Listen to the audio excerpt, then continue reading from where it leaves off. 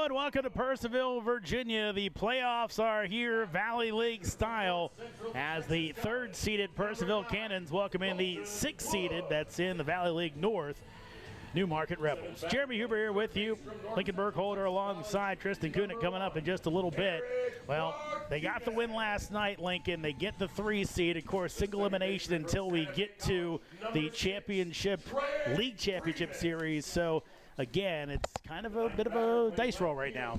Yeah, you got to come out here. At this point, it's game every single day. So, got to use pitchers wisely. Got to get length from guys where you can, and just hope that you can have enough pitchers to get through the playoffs. And at this point, this is Purcellville's only guaranteed home game for the rest of the way. So got to make this one count, show out in front of the fans, take care of Newmarket, and move on to Woodstock tomorrow night.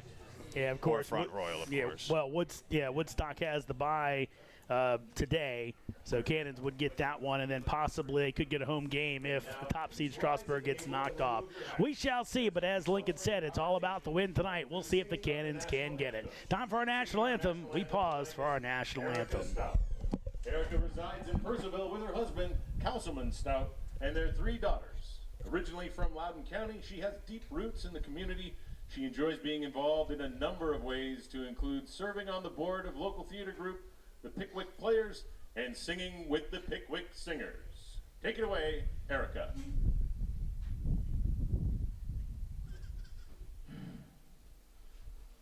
Oh, say, can you see by the dawn's early light what so proudly we hailed at the twilight's last gleaming, whose broad stripes and bright stars through the perilous fight o'er the ramparts we watched were so gallantly streaming, and the rockets' red glare, the bombs bursting in air, gave proof through the night that our flag was still there.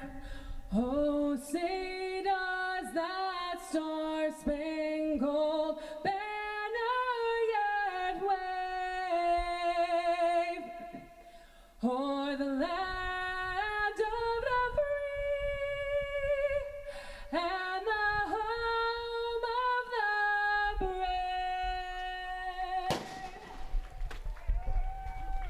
Thank you, Erica. Great edition of our national anthem. Now time for baseball here in Loudoun. The Cannons try to keep their season alive as they welcome in the Newmarket Rebels. With your starting lineups, here's Lincoln Burkholder. For the visiting Newmarket Rebels, leading off the center fielder Jake Henry Williams. Behind him in the 2 spot, the first baseman Matt Murphy. Batting 3, the third baseman Blaine Waltemeyer. In the 4 spot, cleaning up, the right fielder Mike Dobkowski. In the 5, the catcher John Dobkowski. Batting 6, the designated hitter Dan Lekas. Batting 7th, the left fielder Bryce Pax. At 8, the shortstop Caleb Newcomer. And rounding out the lineup in the 9 spot, the second baseman Jonathan Mallow. On defense for the third-seeded Cannons, at third base Eric Martinez, shortstop Ski Kono, second base Quinn Mayer, and at first is Thomas Marsala. Behind the plate tonight, Colson Wood, and in the outfield left to right, it's Kevin Diaz, Ethan Acevedo, and Anthony Fernandez. And on the hill for the Purcellville Cannons will be Corey Costello, the 6'1", 190-pound sophomore lefty out of Leesburg, Virginia, just down the road in Loudoun County High School, headed to Radford in the fall, previously at James Madison and at East Carolina. On the campaign for Corey Costello, he has pitched to these numbers so far. Costello been one of the best, if not the best, starter for the Cannons when it comes to consistency. 1.84 ERA, 1-0 record over 5 games, all starts, 24 in the third innings pitched. Costello has struck out 37. He's walked 18. He's allowed 11 hits. His last outing, a very good one, came against the Stanton Braves in a 7-1 win on July the 15th. Costello pitched 5 innings, scoreless, allowed just 2 hits. He walked 5, but worked around them as he struck out 4 as he faced 20 batters. In his season this year at James Madison, Corey made 16 appearances, just one start, 21 2/3 innings pitched, 7.06 ERA, 0-2 record, 23 walks, 26 strikeouts, 25.256 on base average against, opponent's batting average. 4 walks, 4 wild pitches, that is, and 5 hit by pitches. Costello back after a summer in Purcellville last year as he made 4 appearances, 3 starts, 11 2/3 innings pitched to a 6.94 ERA, had that 0-2 record. So Corey has definitely improved from one summer to the next. We'll see if he can put out one more big performance for the Cannons. So Jake Henry Williams, the center fielder tonight out of Arkansas State, steps in. Costello working out of the stretch. The left-hander fires and delivers and misses way outside. 7:04 first pitch, Eastern time. Name of the game for Costello tonight is control. You want to give as many innings as you can for your team with limited pitching available. If you can keep the walks in check, he should be able to go 6. 1-0. That's going to miss off the outside corner. Brian McGugan behind the plate tonight. Jim Clayton down at first base while Justin Singer is at third. Here comes the 2-0 from Costello. And that will miss outside. And now Corey in danger of walking the leadoff man.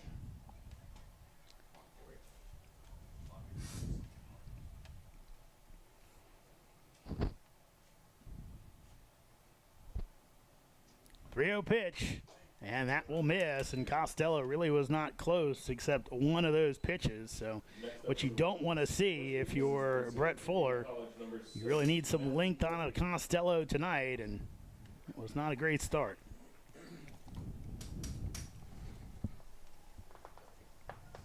Silver lining of the walk is, I suppose, that it only took 4 pitches, so pitch count stays in check. That's going to miss high to Matt Murphy. That is 5 straight balls as Costello struggling to open up this game.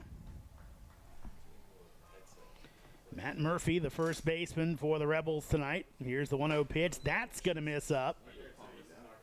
And right now, Costello is in trouble. Talking to both coaches before the game, you got the picture that despite the fact that Newmarket's roster is kind of decimated, they may have more pitching than the Cannons do right now, even though the Cannons have a deeper staff remaining, as that's going to miss inside. Count goes to 3-0.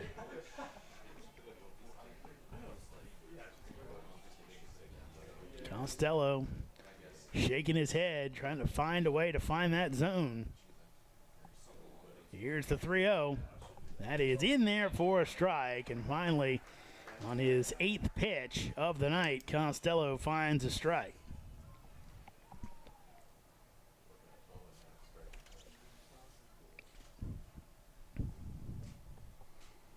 Here's 3-1. That is in there for strike 2, as it looked like Murphy was taken all the way.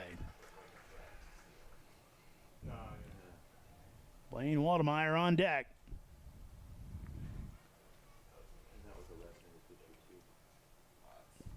Here's the payoff. That is hit out to right field. Going over is Fernandez. Long run toward the line. He makes the catch. Thought about a token throw to first base as Williams and about 20 feet off the bag, but he hustles back and Fernandez saves the throw. It's a good bounce back from Costello. Throws 7 straight balls to start the game. Got second batter 3-0, man already on first. Put 3 in the zone. Get the fly out. Blaine Waldemeyer, third baseman tonight. Costello gets what he wants and delivers, as that is a swing and a miss for strike 1. And that pitch right there, an example of why him finding the zone consistently is so important. The breaking ball, that's outside, but if you can find the zone and make them swing at that, it's going to be very, very difficult to hit. 0-1. That's in there for strike 2. It looks like Costello has found his groove.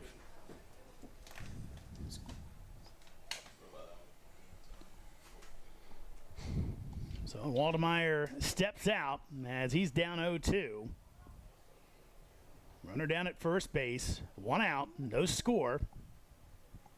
This Valley League first round game. Swing and a miss for strike 3 as Costello again goes to the breaking ball. That gets a point from Colson Wood behind the plate. Sees his pitcher is locked back in. Yeah, that's 3 of the same pitch, same spot to Waltemeyer. Looks good coming across the plate, just moves late. Waltemeyer can't get the bat out there. Cleanup man Mike Dobkowski now at the dish. Dobkowski, Enterprise State Junior College. His brother John batting behind him today as he'll hit this one down to third base. Played on a hop by Martinez. Throw over. It's in time for the third out of the inning. So, looked like early disaster. Costello bounces back. East strands 1 for the Rebels. We played a half. No score. Newmarket and Purcellville.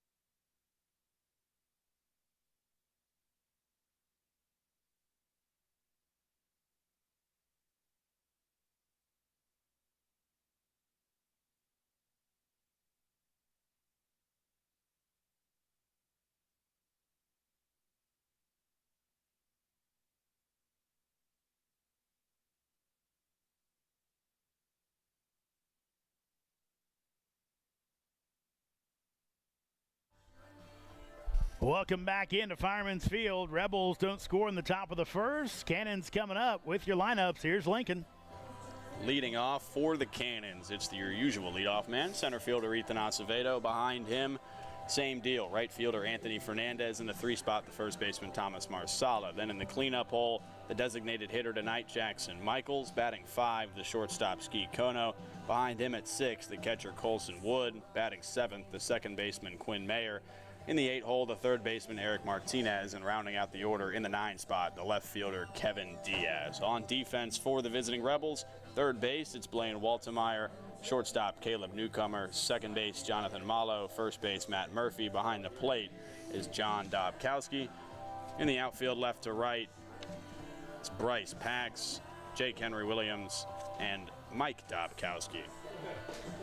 And on the hill tonight for the Rebels of Newmarket, it's Andrew Lynch, the 6'3", 210-pound righty from Kaiser, West Virginia, and the West Virginia University Institute of Technology. So far in the season for the Rebels, he's 0-4 with a 7.59 ERA, 16 games pitched, no starts, does have a save, 21 1/3 innings pitched, 19 strikeouts. He has allowed 10 walks, but the bigger number, 30 hits.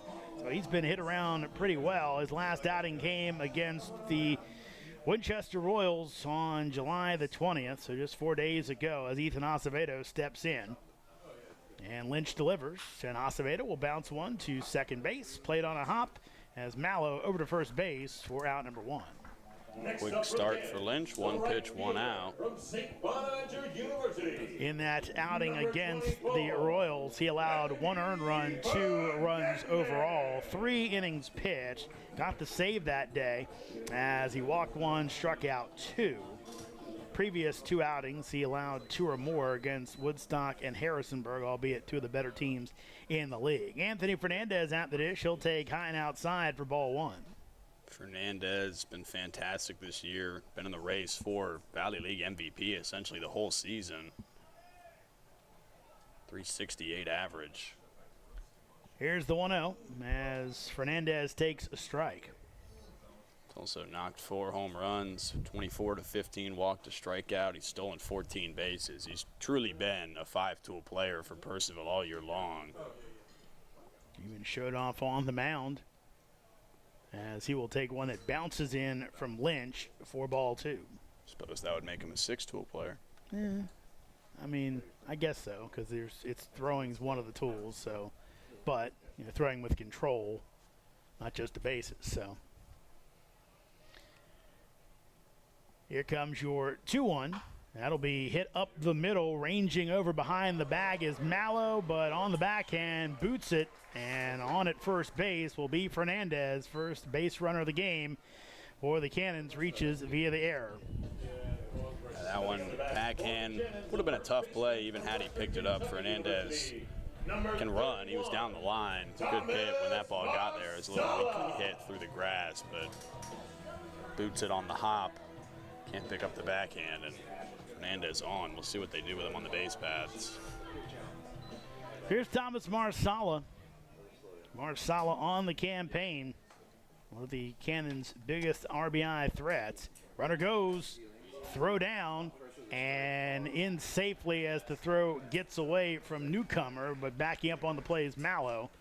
So a stolen base for Fernandez. Puts himself in scoring position.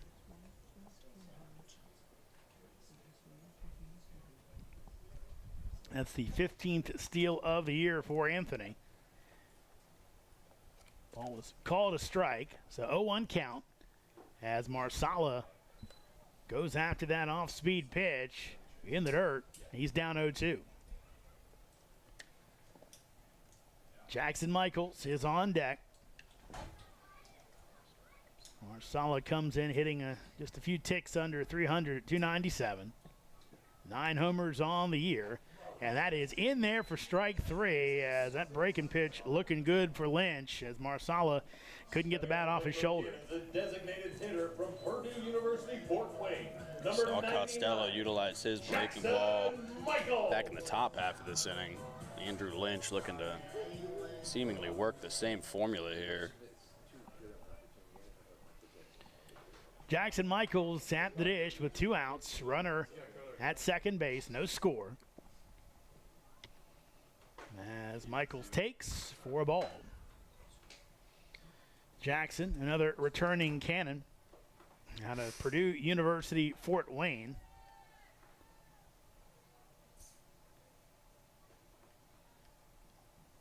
Lynch comes home as this will be popped up off the handle as it'll be caught by Dubkowski for the 3rd out of the inning. So Cannons get a man on, get him to second, can't get him any farther. We played 1, no score between the Rebels and the Cannons here in Purcellville.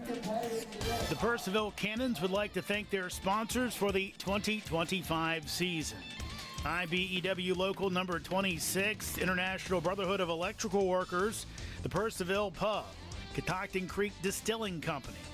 Cannons Baseball is also brought to you by Ridge Performance and Training, Lava Technology Services, Valley Drilling, Valley Energy, Savage Pest Control, Affinity & Company Luxury Hair Lounge, Carrington Homes, Continental Cards, Watermark Woods, DCF Contracting, Unlimited Plumbing and Piping LLC, Case Co, Flowers Risk Group, Lydia Sells Loudon, Hoof and Paw Veterinary Services, Hunt Country Wildlife Control, Burke and Herbert Bank, Farm Credit, Nichols Hardware, Wegmeyer Farms, Camber Petty KHS Homes Group, Epling Landscaping and Lawn Service, Artisan Plumbing, The Social Collectives, Purcellville Copy, Western Loudon Chiropractic, Bank of America, Burr Strength.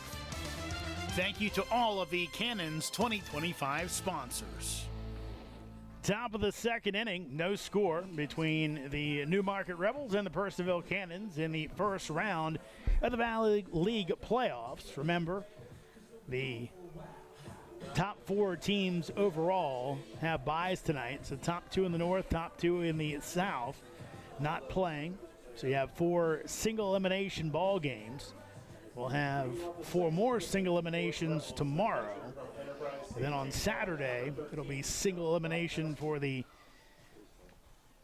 division championships before the start of the league championship series. On Sunday, at least that's where it's scheduled right now. So John Dubkowski at the dish as Costello delivers. That'll be hit off the fence in front of the Cannons dugout. Foul ball, strike 1.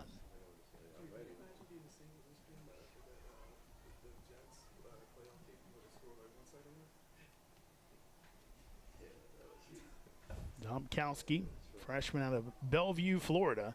Here's the 0-1. That'll miss outside. Evens up the count at 1-1. Dobkowski played in 5 games for Woodstock last year before moving over to Newmarket, where he hit .364 in 7 games. So obviously, he wanted to be a Rebel again this year.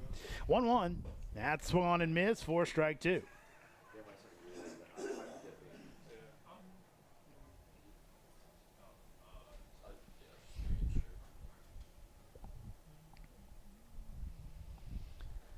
One-two pitch coming up from Costello. Cannons infield back as that'll miss high for ball 2. Dan Likas, the DH, is on deck. And a run of good weather here at Fireman's Field in Purcellville, really in the entire Shenandoah Valley over the last few. 2-2. And that's swung on and missed for strike 3. So that's the second strikeout for Corey Costello on the day. First out here in the top of the second. Yeah, we saw him start a little slow with the struggles to find the strike zone, but since then it's been lights out. He needs to keep that going. Give his team a chance to make it into the second round here if he can give him some length and offense can give him some support. Here's the aforementioned Likas as he will swing and miss for strike 1 as that breaking pitch is starting to bedevil the Rebels.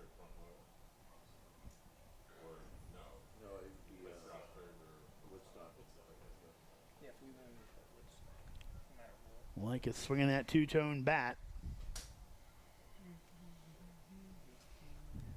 Here's the 0-1. That's a swing and a miss for strike 2. Likas out of the University of Rhode Island. He was part, I believe, of the A-10 champs this year. Played 16 games, started 8 as a true freshman. From Towson, Maryland. 0-2. That'll miss way outside for a ball.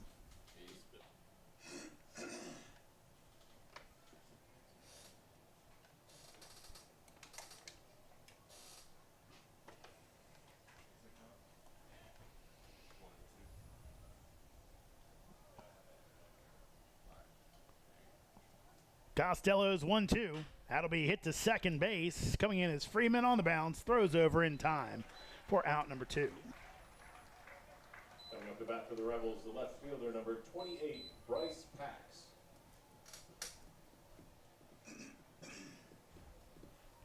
So here's Bryce Pax, left fielder tonight. Pax on the season hitting 158. And this Newmarket team has not hit the ball all that well this year. Costello delivers and misses outside. One thing that head coach Charlie Shepard said is like, look, we've been in a lot of games. It really could have been what could have been season for us. Here's the 1-0. That's on the inside corner. At the knees for a strike.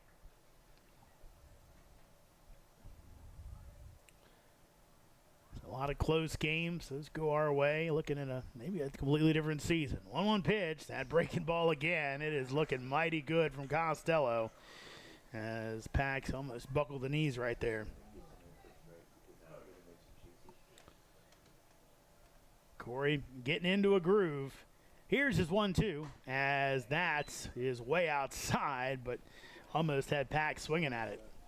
You mentioned the close games. Go back to the early season.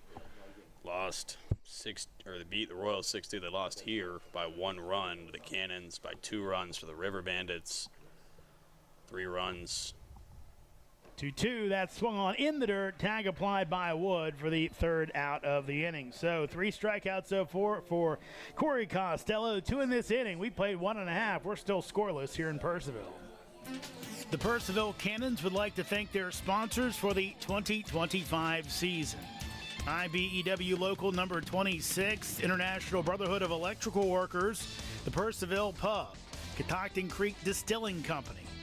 Cannons Baseball is also brought to you by Ridge Performance and Training, Lava Technology Services, Valley Drilling, Valley Energy, Savage Pest Control, Affinity and Company Luxury Hair Lounge, Carrington Homes, Continental Cards, Watermark Woods, DCF Contracting, Unlimited Plumbing and Piping LLC, Case Co, Flowers Risk Group, Loughton Construction, Fairfax Coin and Collectibles Exchange, West Trail Wellness and Massage, Norbo Dental, Loudon Lumber, Loudon Valley Floors, Hartley Home Exteriors, Altus Consulting, Shenandoah Sluggers Baseball Club, Keeping It Real Real Estate Team, Shanti Aesthetics, Morningside House, South Fork Dentistry, Wolfie's Mobile Pet Grooming.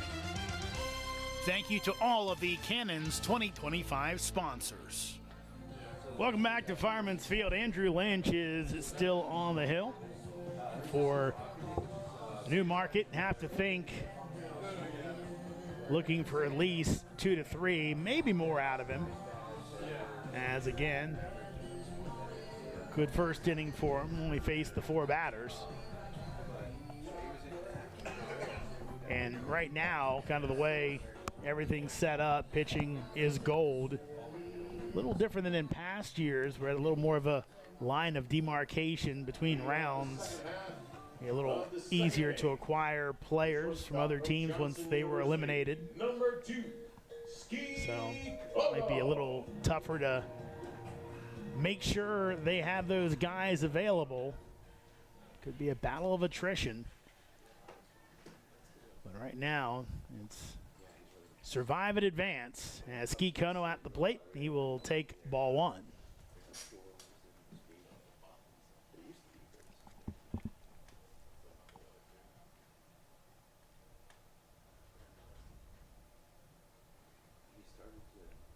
One-0 pitch. That's going to catch the outside corner for a strike.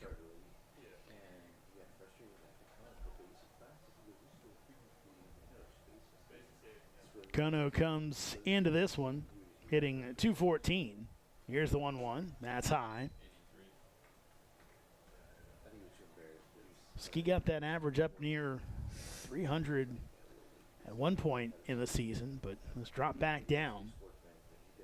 Still a very good fielder as he'll foul this one off, and count goes to 2-2. And mentioned the lack of pitching a couple times tonight. Ski Kono actually did come in to pitch just the other night here, threw a shutout inning in relief, got a strikeout.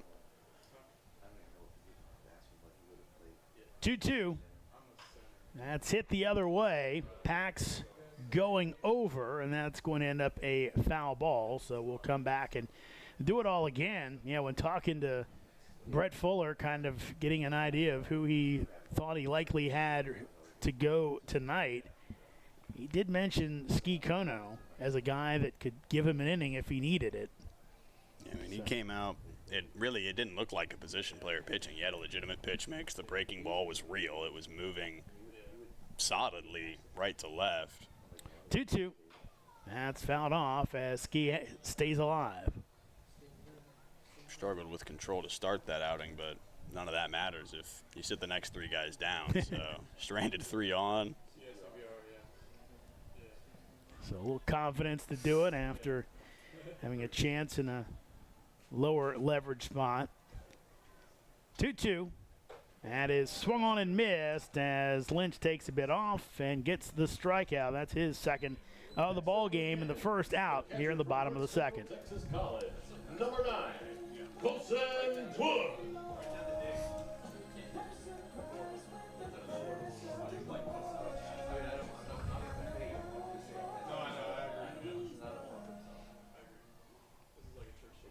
Here's Colson Wood catching tonight for the Cannons out of North Central Texas College, as that's in for strike 1.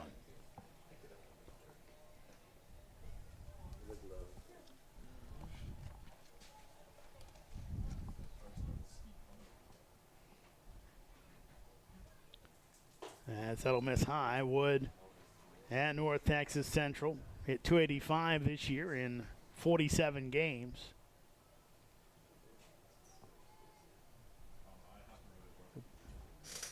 Solidifying the catcher spot here for the Cannons as he rips one down the third base line, but foul as the count goes to 1-2.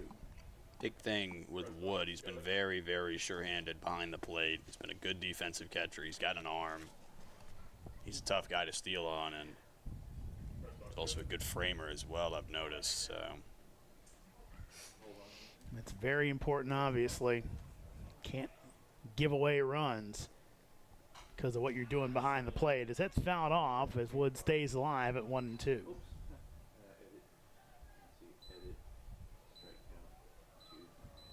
Cooling down a little bit here in Purcellville. Got hot earlier, but considering what we had a few weeks back, much better. 1-2 again. That's in the dirt. As Wood takes, count goes even at 2-2.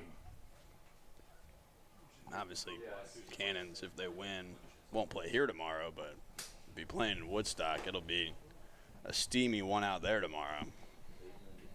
High 90s, low hundreds. 2-2. That is bounced up the middle, played on the hop. Can he get rid of it? He cannot. Has that quick short hop on Newcomer. He bobbled it once it got in the glove and couldn't throw out Wood at first base. So an infield single for the Cannons as they have their first hit of the night with one out.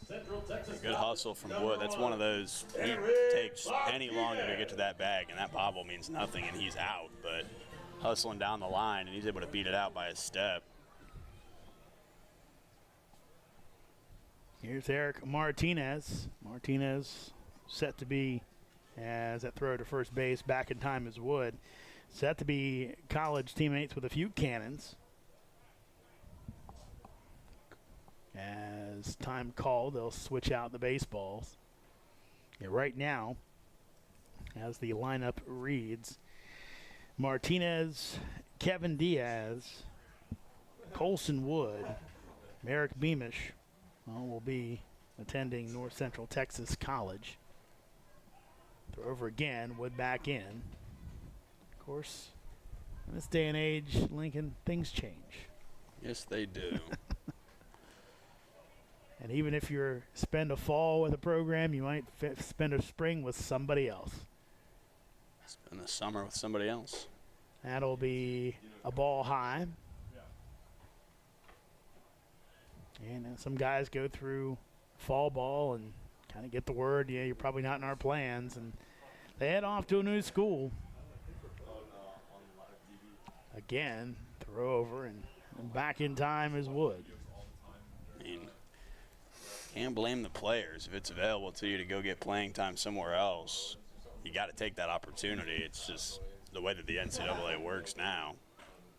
1-0 pitch is outside, goes to 2-0. Again, just a lot goes into those decisions. And obviously, money at the highest levels. 2-0. As that is going to miss. Count goes 3-0 with Trey Freeman on deck.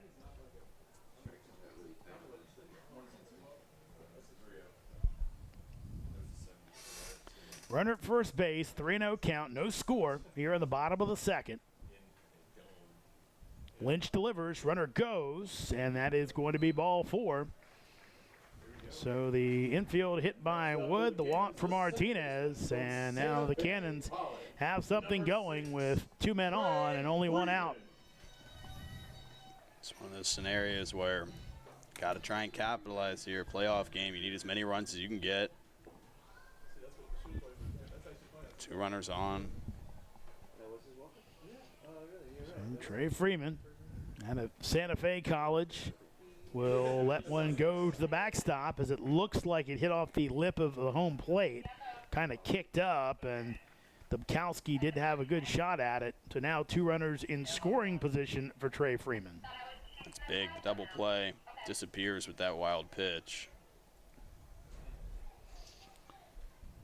So a little pressure off Freeman. Just get your pitch, hit it hard, and hopefully, at the very least, deep enough, either on the infield or the outfield, to bring in a run and put the Cannons on the board. 1-0. That is inside for ball 2. Corners in for the Rebels. The middle infielders playing halfway, so it depends on how hard the balls hit, likely where they go. 2-0.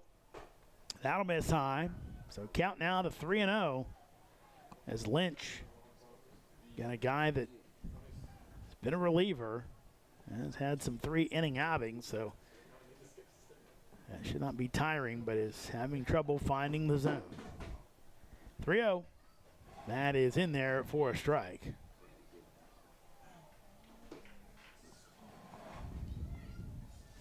Kobe White on deck.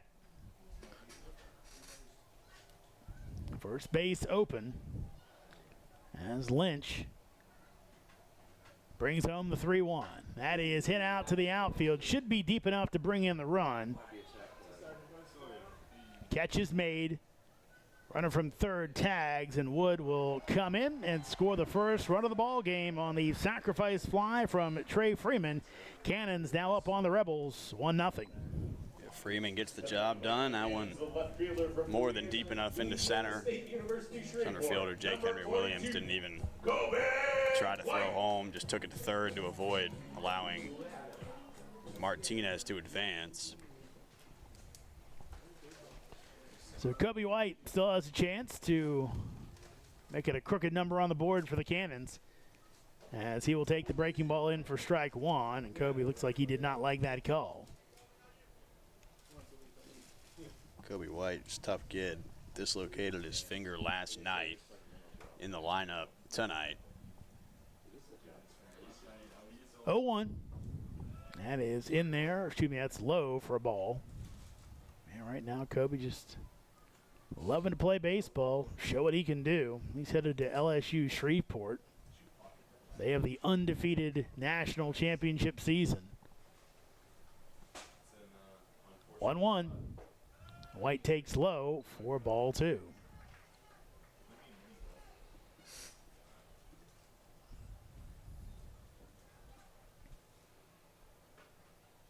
Eric Martinez out at second base, 2 outs, 2-1 count on Kobe White, with the Cannons leading it 1-0 here in the bottom of the second.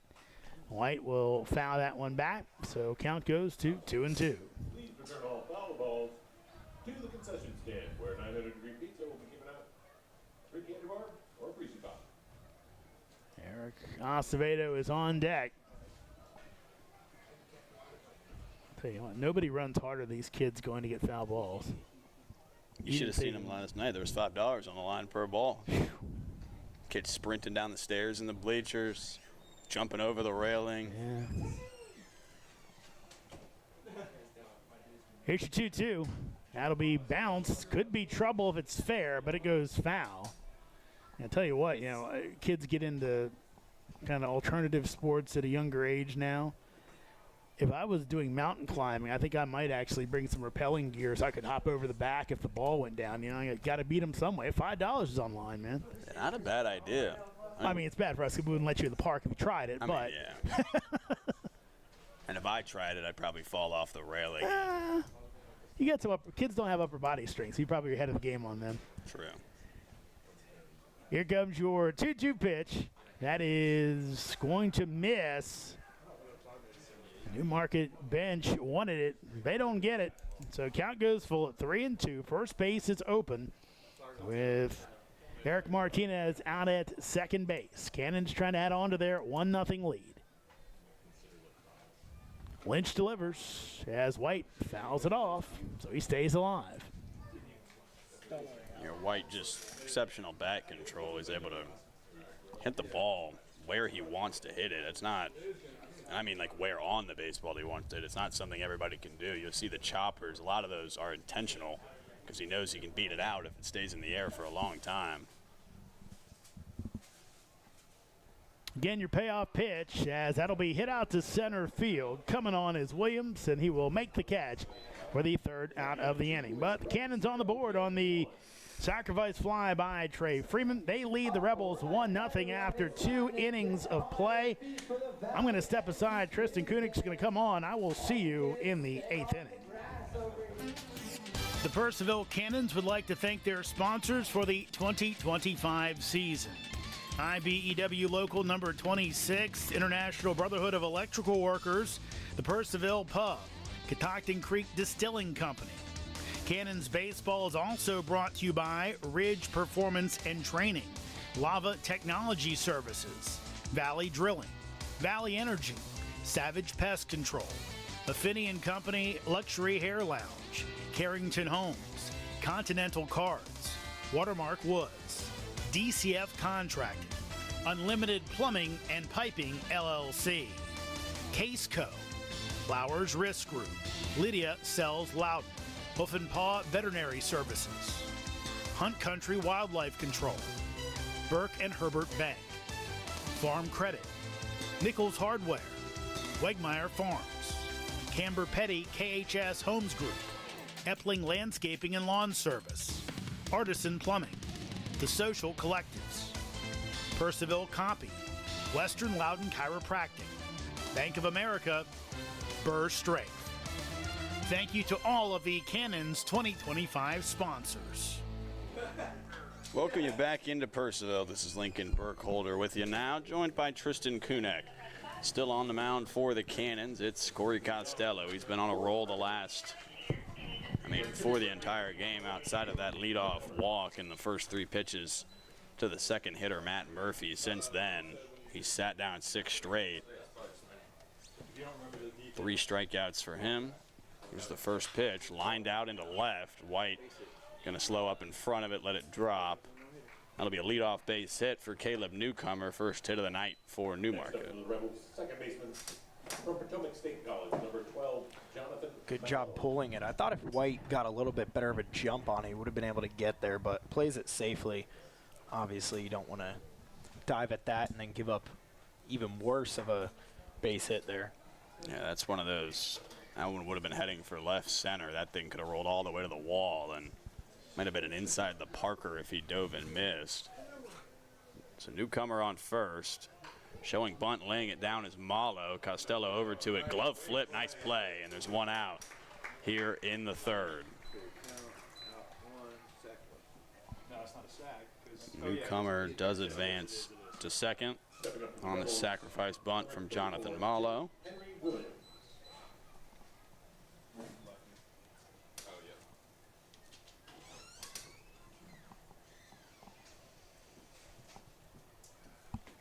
Take us back to the top of the order in Jake Henry Williams.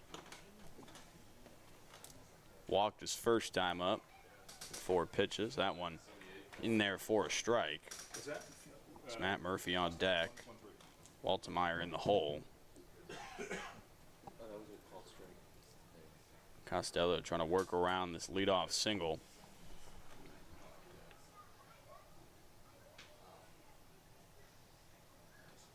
Here's the 0-1. Right in there, strike 2. Quickly up 0-2. Henry Williams looking to protect. It's had a nice combination of the fastball and then the changeup. As if he can get the changeup located, it looks like it's a fastball coming out of his hand. That's a beautiful pitch. You just mentioned the changeup. There it is right there. Strike 3 to Jake Henry Williams. Wood lays the tag down. There's 2 gone here in the inning. We saw it earlier, a couple of the Newmarket batters thinking fastball coming out of the hand, and then as they're swinging, just curving out of the way. Now bring in Matt Murphy.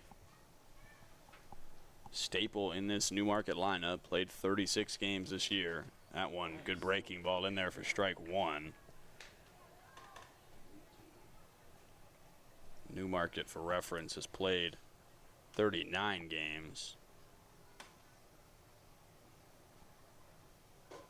That one swung on and missed, 0-2.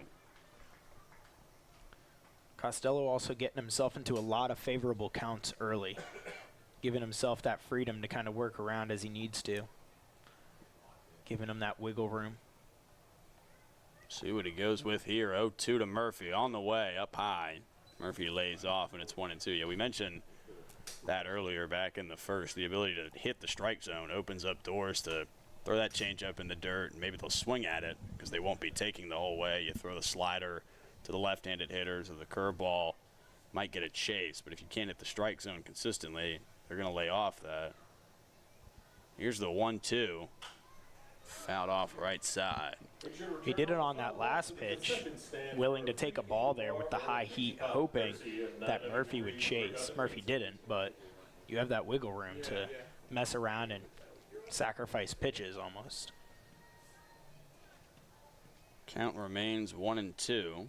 Murphy flew out to right his last time up. Costello trying to strand Newcomer. That one outside. 2-2.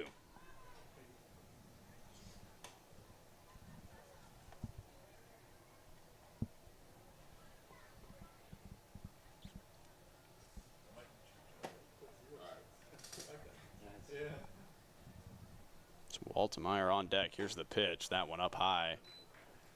This count will run full. Now that's what you need to avoid if you're Costello, is allowing them to work themselves back into a full count. Long at bats, not something Costello's looking for this evening. Looking to get out of it here.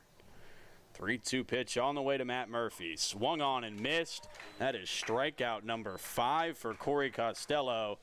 And he goes another scoreless inning. We're through 2.5 here in Purcellville. Cannons 1, Rebels 0. We'll see you in the bottom half. The Purcellville Cannons would like to thank their sponsors for the 2025 season. IBEW Local Number 26, International Brotherhood of Electrical Workers, the Purcellville Pub, Catoctin Creek Distilling Company. Cannons Baseball is also brought to you by Ridge Performance and Training, Lava Technology Services, Valley Drilling, Valley Energy, Savage Pest Control, Affinity & Company Luxury Hair Lounge, Carrington Homes, Continental Cards, Watermark Woods, DCF Contracting, Unlimited Plumbing and Piping LLC, Case Co, Flowers Risk Group, Loughton Construction, Fairfax Coin and Collectibles Exchange, West Trail Wellness and Massage, Norbo Dental, Loudon Lumber, Loudon Valley Floors, Hartley Home Exteriors, Altus Consulting, Shenandoah Sluggers Baseball Club, Keeping It Real Real Estate Team, Shanti Aesthetics, Morningside House, South Fork Dentistry, Wolfie's Mobile Pet Grooming. Thank you to all of the Cannons 2025 sponsors. Welcome you back into historic Fireman's Field here in beautiful Purcellville, Virginia. Good crowd here tonight for this winner go home, well, winner stay home game for the Purcellville Cannons. Cannons will be going to Woodstock if they win this one. Want to earn the right to make that trip. Got to take care of the Newmarket Rebels first. Top of the order due up for the Cannons in the bottom half of this third inning. It's Ethan Acevedo, Anthony Fernandez, and Thomas Marsala. Trio of Valley League MVP candidates due up at the top of this lineup.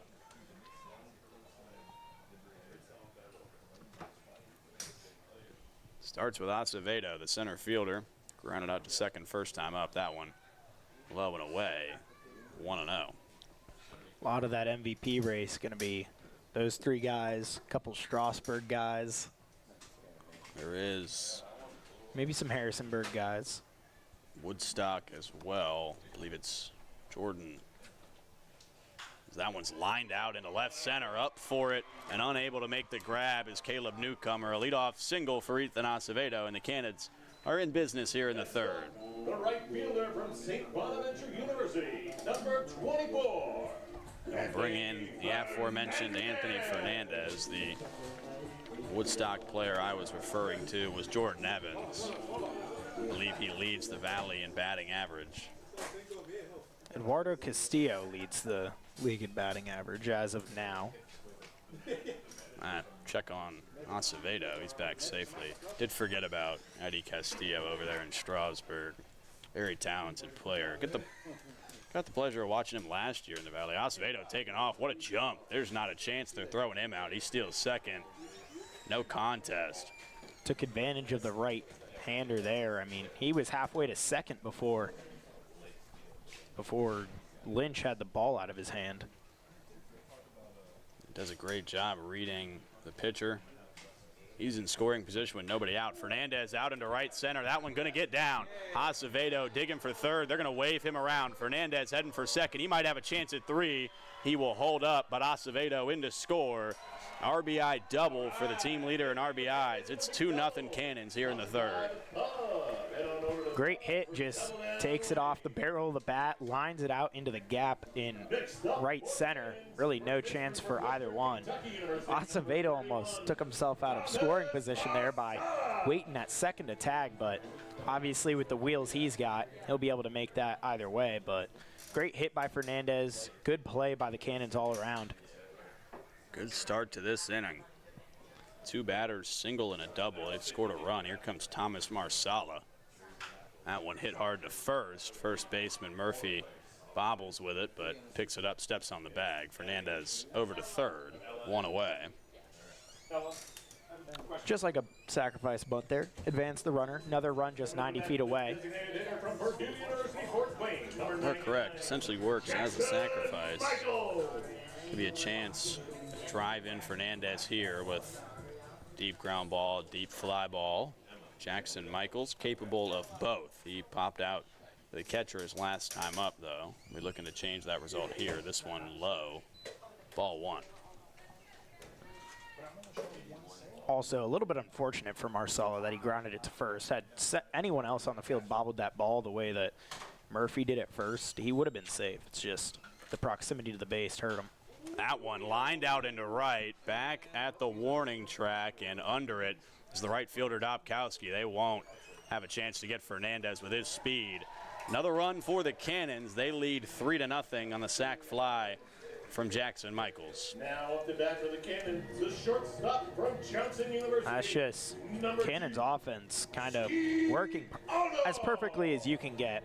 I mean, a couple sacrifices there with the fly and then Marsala's ground out, but they were advancing runners each time, and that's the best you can do with still getting outs. I'll bring in Ski Kono. Nobody on now, 2 gone. Breaking ball up high, 1-0.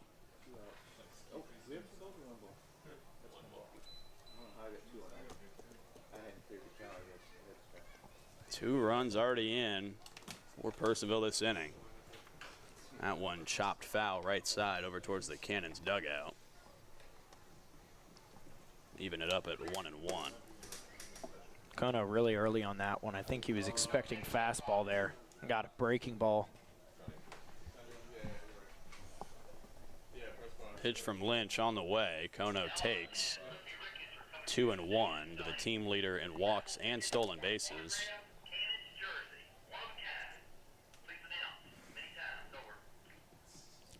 Landon Beaver's going to be the leading Express player in the conversation for MVP. That one grounded to second. Picked up and thrown on to first by Malo. That will do it for the 3rd inning here at Fireman's Field. But the Cannons add 2 on the RBI double from Anthony Fernandez and the sacrifice fly from Jackson Michaels. They lead this one 3-0 after 3 complete here in Purcellville. We'll see you back here for the 4th. The Purcellville Cannons would like to thank their sponsors for the 2025 season. IBEW Local Number 26, International Brotherhood of Electrical Workers, the Purcellville Pub, Catoctin Creek Distilling Company. Cannons Baseball is also brought to you by Ridge Performance and Training, Lava Technology Services, Valley Drilling, Valley Energy, Savage Pest Control, Affinia & Company Luxury Hair Lounge, Carrington Homes, Continental Cards, Watermark Woods, DCF Contracting, Unlimited Plumbing and Piping LLC, Case Co, Flowers Risk Group, Lydia Sells Loudon, Hoof and Paw Veterinary Services, Hunt Country Wildlife Control, Burke and Herbert Bank, Farm Credit, Nichols Hardware, Wegmeyer Farms, Camber Petty KHS Homes Group, Epling Landscaping and Lawn Service, Artisan Plumbing, The Social Collectives, Purcellville Copy, Western Loudon Chiropractic, Bank of America, Burr Strength.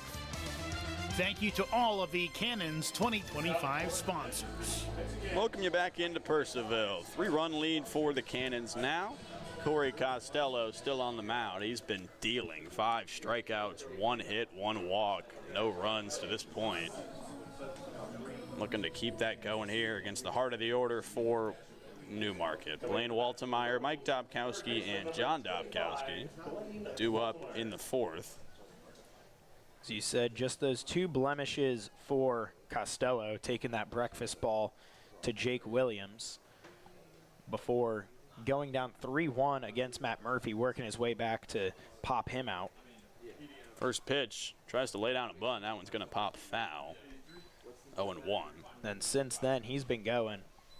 Caleb Newcomer got a good hit off of him on one that I'm sure Costello thought he would like back. That just hung a little too much, and Newcomer put it in the outfield, but able to get out of it real easily with a sac bunt and then sat down the next 2 swinging. Here's the 0-1. Costello kicks and fires. Swung on and missed.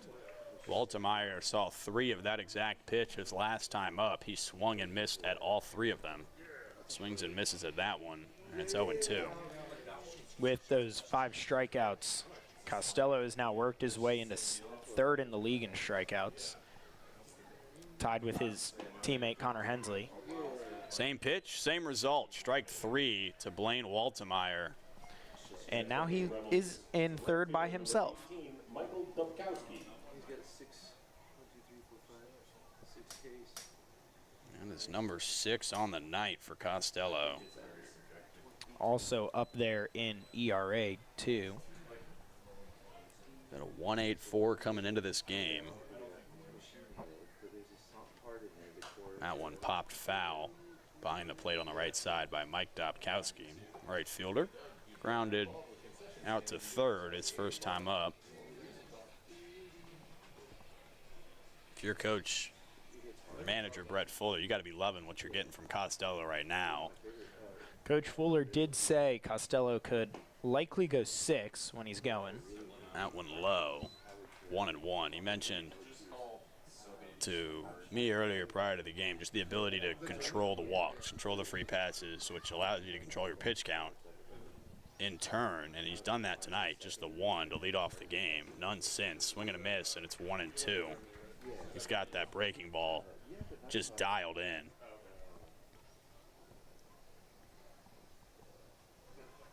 He's only missed with it 1 time. It was the newcomer single. Here's the 1-2. Right down the middle. Got him staring at the fastball. Strikeout number 7 for Corey Costello. He's loving it. He's smiling over on the mound. I'm sure there was a little bit of a joke there as Colson Wood went to work it around the horn and just didn't get it over to Eric Martinez, and it went out in the outfield. So they were laughing about that, but Costello, he's been clicking. Yeah, I mean, this is an exceptionally talented pitcher. He was the 3rd-ranked left-handed pitcher in the state of Virginia coming out of high school. Top 500 in the country. That one up high, 1-0. He's a 48th ranked pitcher overall in the state of Virginia, which is notoriously a pretty good state for the sport of baseball. 1-0 outside. It's 2-0 now to John Dobkowski. We mentioned earlier he originally attended East Carolina, then took a trip over to JMU. He's found his new home at Radford this coming fall. Here's the 2-0, swung on and missed at 91. 2-1 to Dobkowski. You know, we talk about the sun playing an effect at 3rd. How about it playing an effect up here in the booth? My right eye is just getting absolutely blinded. Yeah, I did just turn to my left. I was like, what are you talking about? Then I turned to my left, and that's as that one swung on and missed at 82. 2-2 count now to John Dobkowski. But, yeah, I took a look to my left. I was like, what do you mean the sun? We're inside. Now, you are getting blinded. I've got this nice handy wall here blocking the sun from my face. We need to invest in some blinds up here. Pull the curtains in, 2-2. That one just low. 3-2 now. Count runs full to John Dobkowski.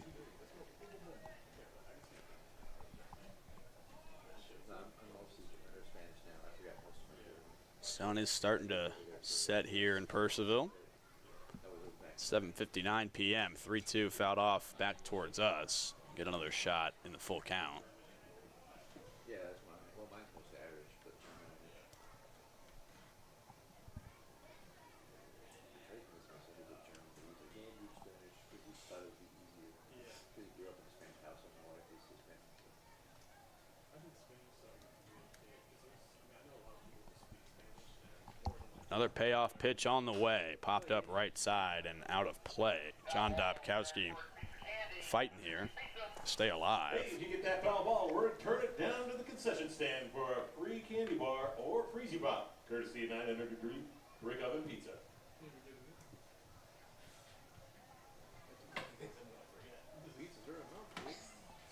As it stands in the other wild card games, Front Royal leads Winchester 1-0. That one swung on and missed. Make it 8 for Corey Costello. He strikes out the side in the 4th. He is dialed in, and he's loving it. It's 3-0 Purcellville through 3.5 here at Fireman's Field. We'll see you back for the home half. The Purcellville Cannons would like to thank their sponsors for the 2025 season. IBEW Local Number 26, International Brotherhood of Electrical Workers, the Purcellville Pub, Catoctin Creek Distilling Company. Cannons Baseball is also brought to you by Ridge Performance and Training, Lava Technology Services, Valley Drilling, Valley Energy, Savage Pest Control, Affinity & Company Luxury Hair Lounge, Carrington Homes, Continental Cards, Watermark Woods, DCF Contracting, Unlimited Plumbing and Piping LLC, Case Co, Flowers Risk Group, Loughton Construction, Fairfax Coin and Collectibles Exchange, West Trail Wellness and Massage, Norbo Dental, Loudon Lumber, Loudon Valley Floors, Hartley Home Exteriors, Altus Consulting, Shenandoah Sluggers Baseball Club, Keeping It Real Real Estate Team, Shanti Aesthetics, Morningside House, South Fork Dentistry, Wolfie's Mobile Pet Grooming. Thank you to all of the Cannons 2025 sponsors. Welcome you back into Purcellville. Bottom of the 4th inning on tap here. Due up for the Cannons. It is 6, 7, 8 in the lineup. Colson Wood, Eric Martinez, and Trey Freeman. Apologize, before the game when I read the lineup, I took it from the whiteboard. We had a couple changes, so I said Quinn Mayer and Kevin Diaz were starting at second and left respectively. It is Trey Freeman at second, Kobe White in left. In case you haven't picked that up as we've gone on. But 2 of them, they come up in this inning. Colson Wood will start it off. Singled his last time up, came around to score on the sac fly from Trey Freeman.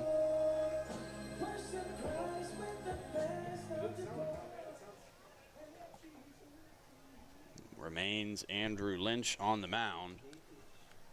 First pitch in for strike 1 on the outside edge.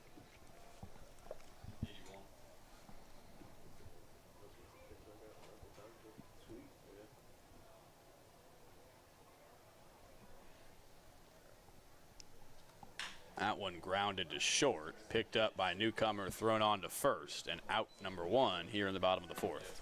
Next up for the Cannons, the third baseman from North Central Texas. The first bit of action. Number 1. Newcomer has seen it. Short. We'll say, even the outs that the Cannons have had today, a lot of them have been hit hard. We had Marsalis ground out to first. That one was hit relatively hard over there. Murphy fouled with it, stepped on the bag. That one was rocketed to short. I thought Michael's fly out to right was going to be a home run the way it came off the bat. That one's low to the new hitter, Eric Martinez, 1-0, yeah. I was watching it. It just kind of slowed up in the air. I mean, it got all the way to the warning track. He almost got it. If it was on the line, it would have been a home run. It's true. That one rocketed out into left, and the hard contact continues. Eric Martinez, 1-out single here in the 4th. And now for the Cannons, the second baseman from Santa Fe College, number 6, Trey Bring Freeman. in out of Santa Fe College, second baseman Trey Freeman. It's 0 for 0 today. Got an RBI on the sac fly. Be looking to move Martinez here. That one in there, strike 1.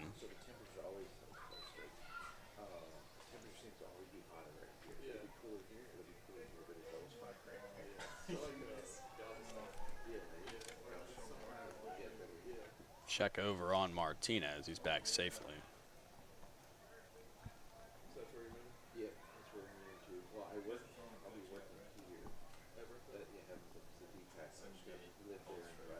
Here's the pitch. Popped up foul behind the plate. Out of play.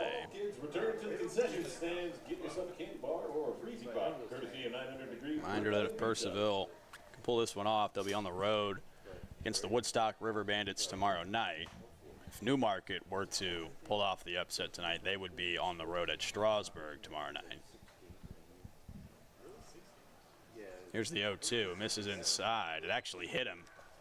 So that's a tough mistake for Andrew Lynch. Trey Freeman down 0-2, and he hits him. Number 42.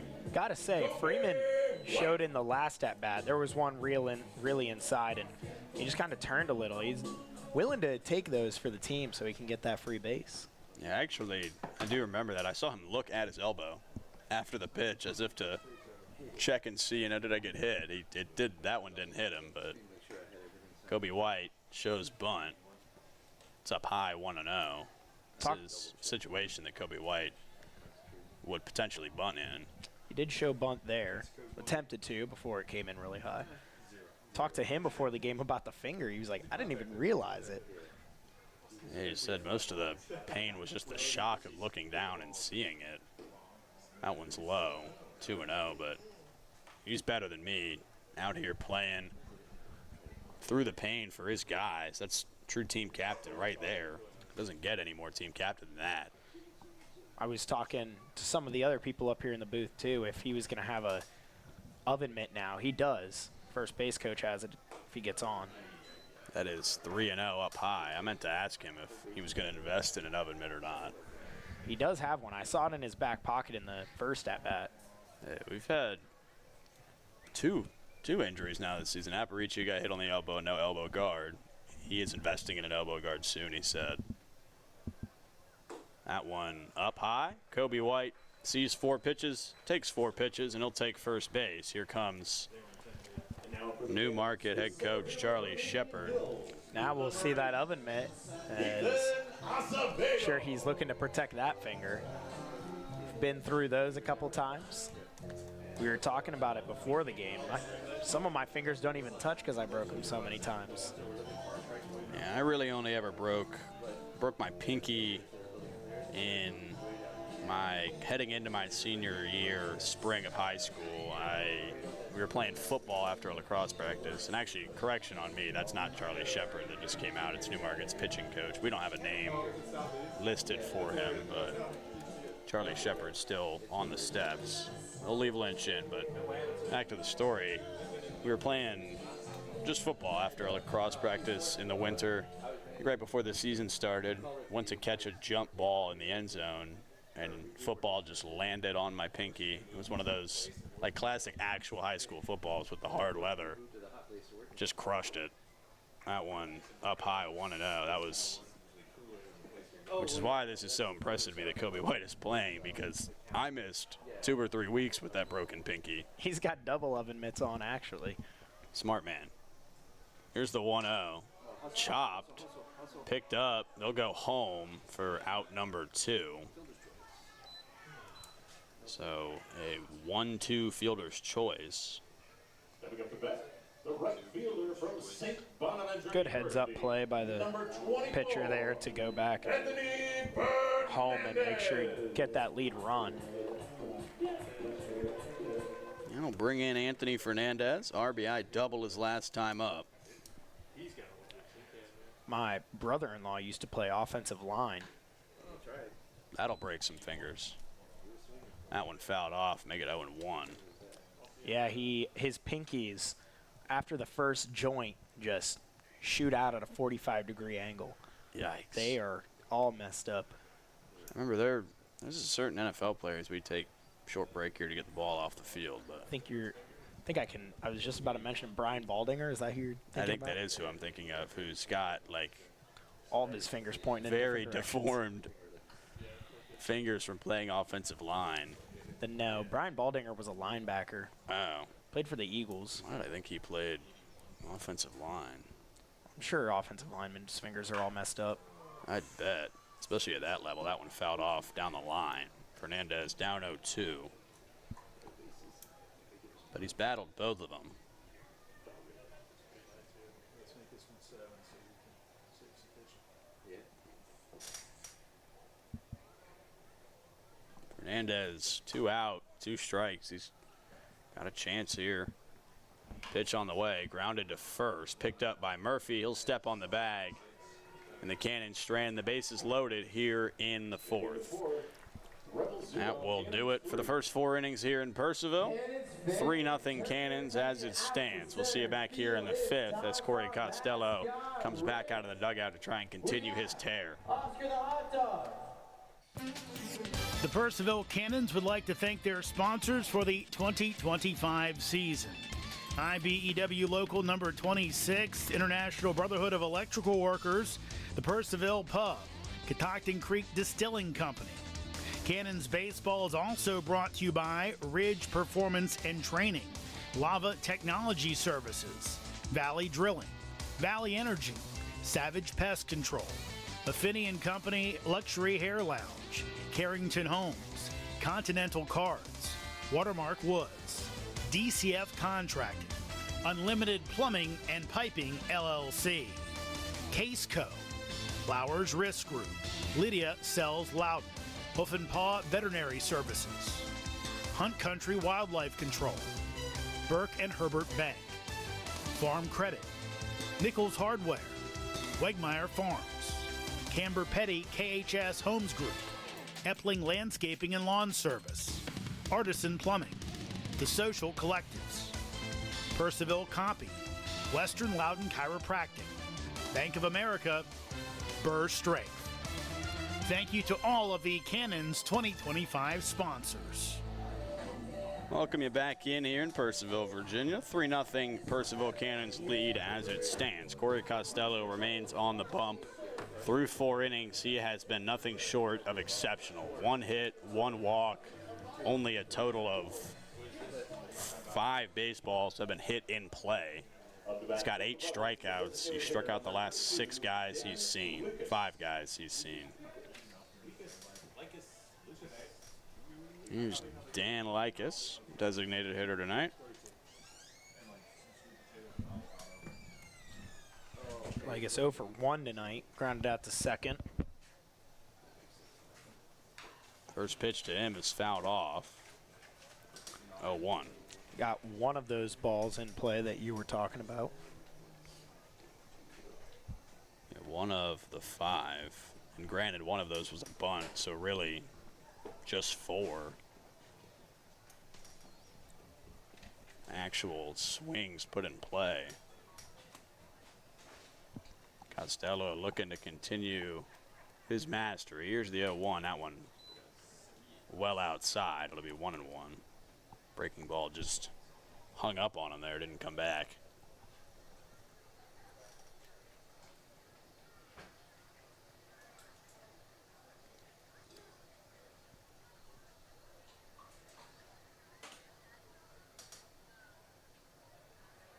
Here's the 1-1. That breaking ball misses outside as well. Closer, but it's 2-1.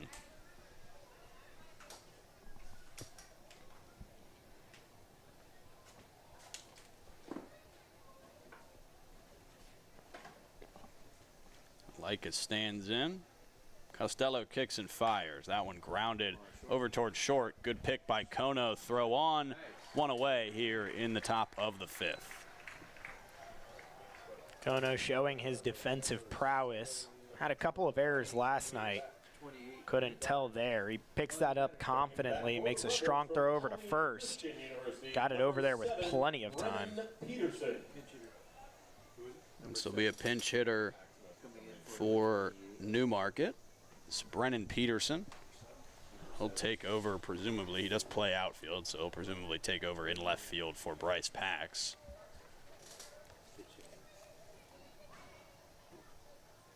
Out one misses, and it's 1-0.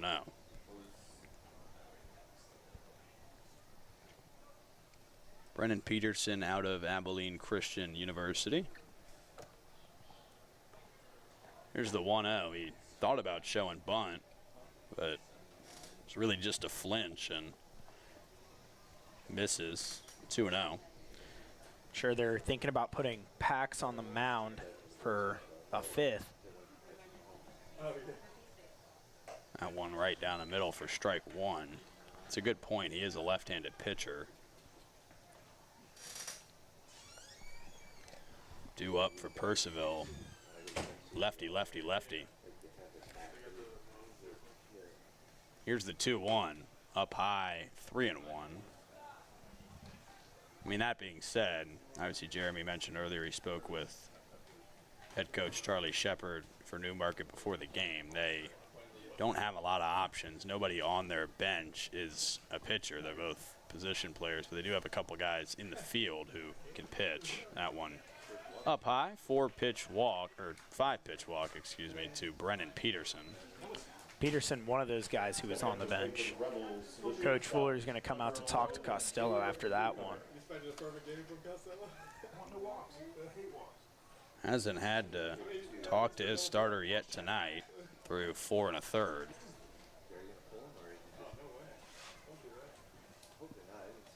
They don't have anyone warming up in the bullpen, so this is just a chat. This is the scorebook that I'm looking at. This is not when you pull this pitcher. He has been fantastic, and he's walked a guy before tonight. All he's got to do is just settle back in, get the next 2 outs, and leave Peterson on first. He was pitching really well. Well, the relievers they put in weren't really that good. Brett Fuller leaving the mound. Colson Wood back to the plate, accompanied by home plate umpire Brian McGugan. Reminder, umpires tonight, the aforementioned Brian McGugan behind the plate. Jim Clayton, Valley League veteran, over at first, and Justin Singer holding it down technically at third. He's actually currently he's playing second base, essentially, where he's standing. The 3-man crew. Pitch from Costello outside, 1-0 to Caleb Newcomer, the new hitter. He broke that hitless streak for Newmarket when he got a leadoff single in the third. For Costello sat down the next 3. That one low and in. 2-0. Costello had a stretch like this at the beginning of the game where threw a number of balls in a row, but he settled in quickly. They'll be looking to repeat that process here. Believe it took him 8 pitches to get a strike. That's correct. He checks it first. That one not in time. Peterson's back safely. He threw 7 balls to open the game. 8th pitch was a strike.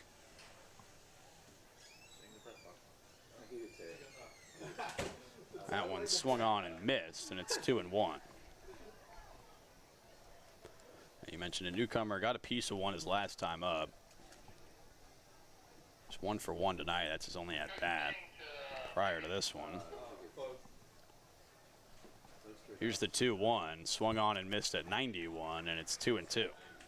Well, he's getting that fastball in there. Now that he can get that fastball in there, that'll open up his breaking ball. As I mentioned earlier, kind of looks similar coming out of the arm. Breaks late. Wouldn't be surprised if he goes to it here. That's, I think, the 2-seam or the sinker in up high for ball 3 and 2.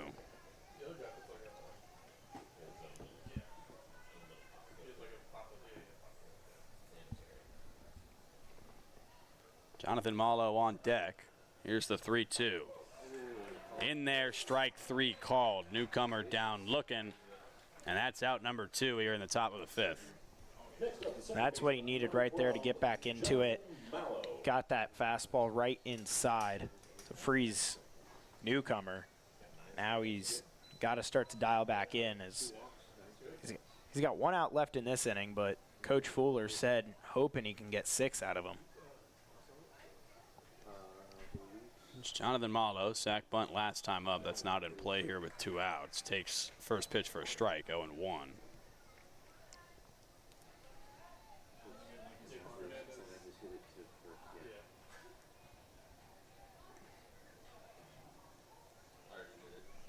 That one misses. Count will even up at 1-1.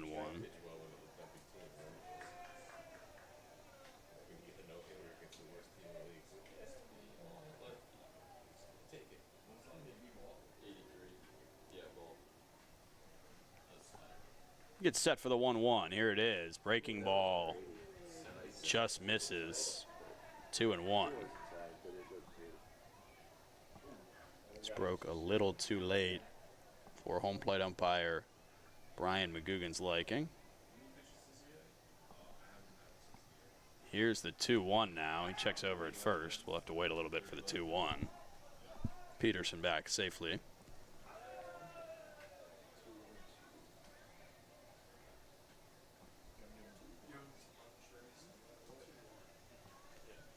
just making sure. 2-1 now on the way. That one up high, 3-1.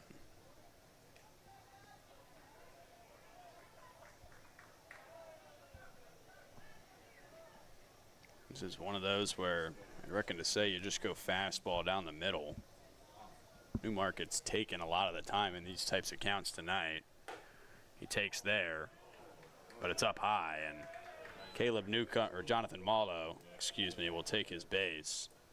First and second, 2 gone for the top of the order, and Jake Henry Williams. Still not in too much trouble. Coach Fuller now walking down to the dugout. To the bullpen. See if he'll start getting someone moving. 5th inning, about when you would expect to get somebody started. Here's the first pitch to Henry Williams, and it's in for strike 1 on the inside edge.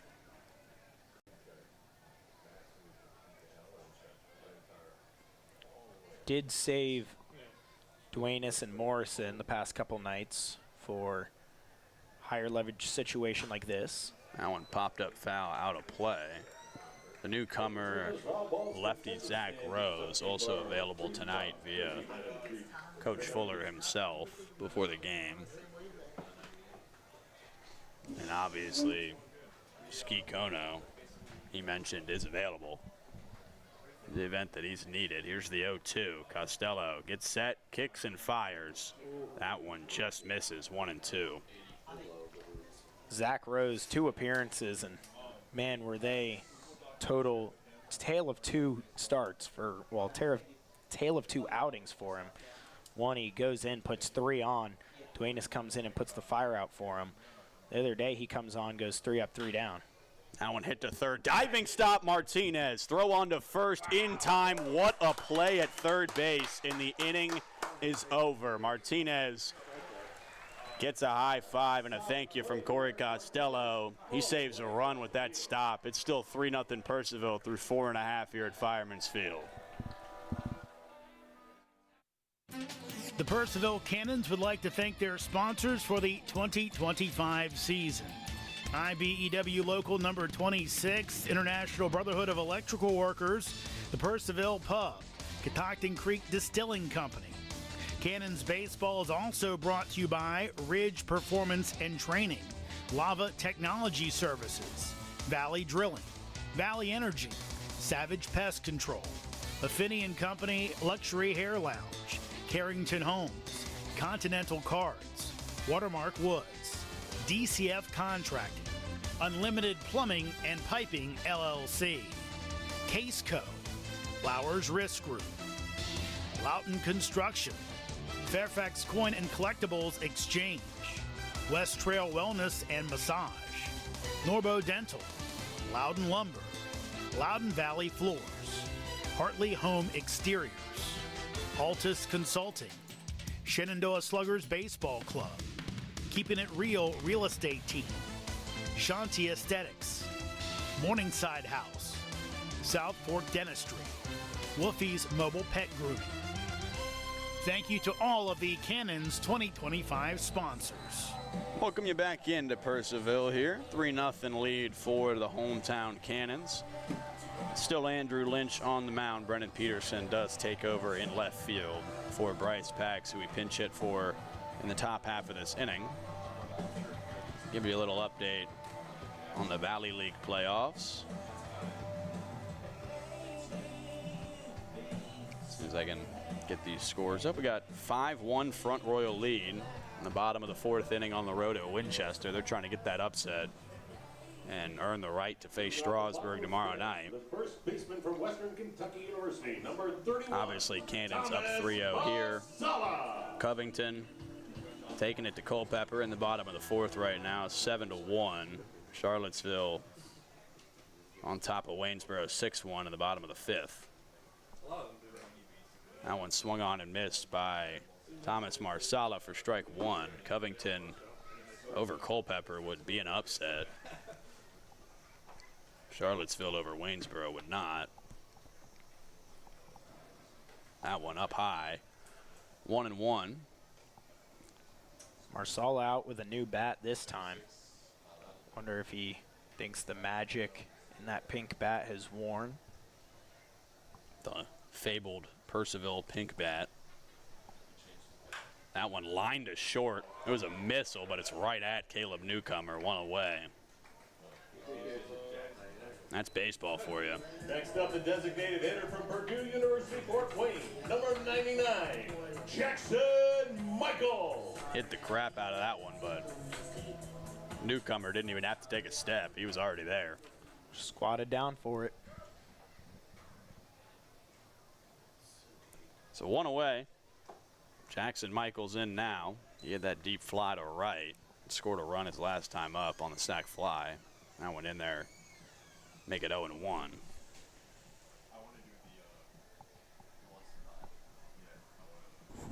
Here's the 0-1. That one misses outside. Count will even up 1-1. On deck is Ski Kono. Colson Wood behind him. Eric Martinez behind him. 1-1 to Michaels. Outside. 2-1.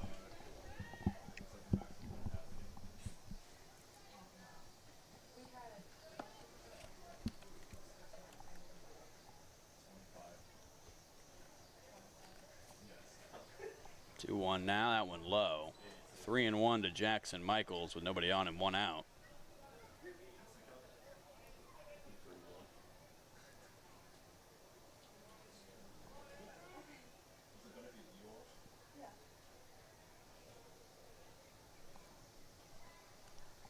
That one down the middle for strike 2. Michaels taking the whole way. I think that one just broke down in the zone. I don't think he was looking to take all the way, but I think it just kind of broke down on him, and then after he was like, I could have swung at that. Swings at that one. It's going to go foul on that right side over by first base. We'll get another shot here in 3-2 count.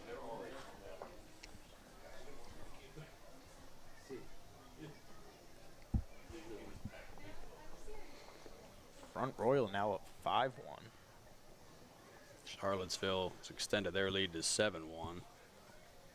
That one chopped. This could be a tough play. Matt Murphy will make a nice read on it, step on the bag, and Michaels is out for the second of the inning. For the Cannons, a shortstop from Johnson University, number 2, Ski Kono.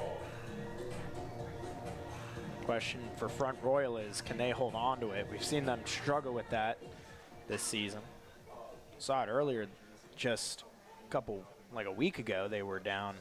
They were up 2-0 going into the bottom of the 7th in that doubleheader. Not able to hold on to it in the bottom of the 7th. That one by Kono, chopped to first. It does go foul, just barely, says first base umpire Jim Clayton. Yeah, Front Royal has had a tough year, but they could right some of their wrongs tonight with an upset win on the road at Winchester. Earn themselves one more game at the very least. That one, good bunt by Kono. He's got a chance to beat this thing out. He does not, though. Good pickup and a good rocket over to first by Andrew Lynch. He goes 3 up, 3 down. Remains 3-0 Purcellville as we head to inning number 6 here at Fireman's Field. The Purcellville Cannons would like to thank their sponsors for the 2025 season. IBEW Local number 26, International Brotherhood of Electrical Workers, the Purcellville Pub, Catoctin Creek Distilling Company.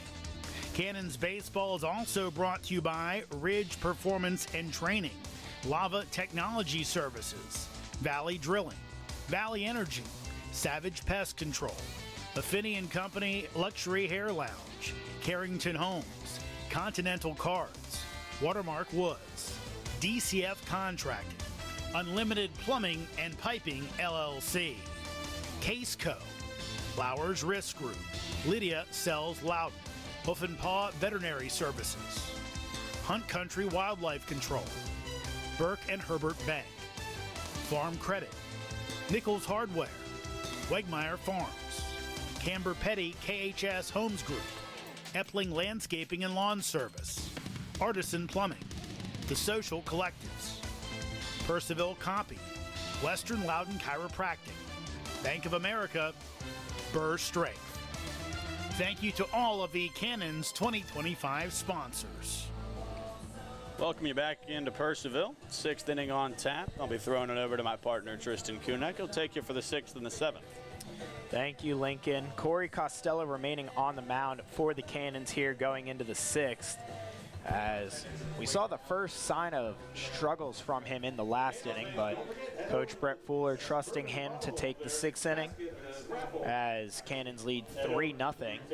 Get yourself a $5 ticket. And he is going to be seeing Matt Murphy, Blaine Waltemeyer, and Mike Dobkowski on his 3rd rotation through the lineup.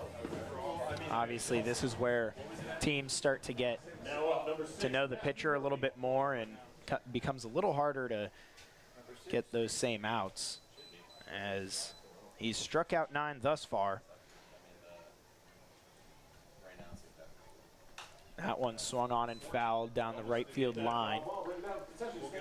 He's been on a roll, and one thing I want to point out is Cannon's defense in the past couple games has struggled, to say the least. They've had a number of errors in their past couple games. We've seen some great defensive plays tonight, namely Martinez. He saved at least 1 run, probably 2, with his diving stop last inning. That one grounded to Ski Kono, picks it up and fires it over. Good pick by Marsala to get the throw in time, and that will retire Matt Murphy. Yeah, almost ate my words there, but great pick from Marsala. Some more clutch defense. So now Blaine Waltemeyer will come up. He's been the victim of 2 of Costello's strikeouts.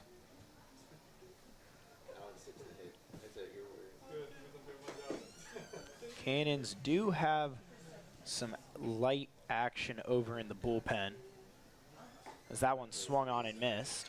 Strike 1. I'm sure Costello will keep on going breaking ball, as Waltemeyer has shown in both at-bats that he hasn't been able to see it out of the hand. He hasn't been seeing it well at all, as both strikeouts have come swinging on that breaking ball. Doesn't go breaking ball there. Goes fastball down and away for ball 1. It is a lefty warming for the Cannons. Looks like Zach Rose from my angle. That would be My assumption based on what Coach Fuller said pregame. That one grounded over to first. Marcel is there. Takes a weird hop into his glove, but he gets it. Gets over to first before Waltemeyer to record the out. And that will be 2 down for Costello. 18, Michael Dobkowski. As far as the pitch count goes for Corey tonight, that pitch right there will put him at 84. Now he will see Mike Dobkowski. Dobkowski also 0 for 2 tonight. Struck out once looking in his last at-bat. Before that, he grounded out to third. That one down in the dirt for ball 1. Thinking based off that pitch count, based off the action in the bullpen, and based off Coach Fuller's words before the game, this will likely be it for Costello. If I had to guess up here. That one down again for ball 2. Yeah, approaching 90 pitches now, as I mentioned, so I would presume that he won't be coming back out for the 7th, but what a night it's been for him. That one down again, ball 3. Dobkowski up 3-0 in the count. I'm sure he'd love to get his team through the 6th, though. I'm sure he's going to have a bit of a leash. That one in there. Strike 1, Dobkowski taking all the way.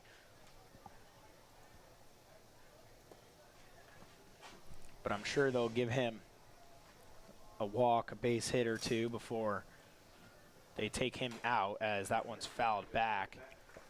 Yes. Rung the umpire a little bit, so he's shaking that off and takes a moment. Especially given that Costello's proven already tonight that he can work around some trouble. In fact, just last inning, he put 2 on via the walk, got out of it. With a little help from Eric Martinez. He was down 3-0, worked it back full. 2 outs for the Rebels. Looking to try to get anything going, as Costello has just been cruising since the first walk. That one outside just a little bit. Doesn't get the call. Dobkowski will walk. And that will bring up John Dobkowski. Number 13, John Dobkowski. Out on a breaking ball that just didn't break quite enough to just catch the zone. So fresh batter, as that one's in there, strike 1.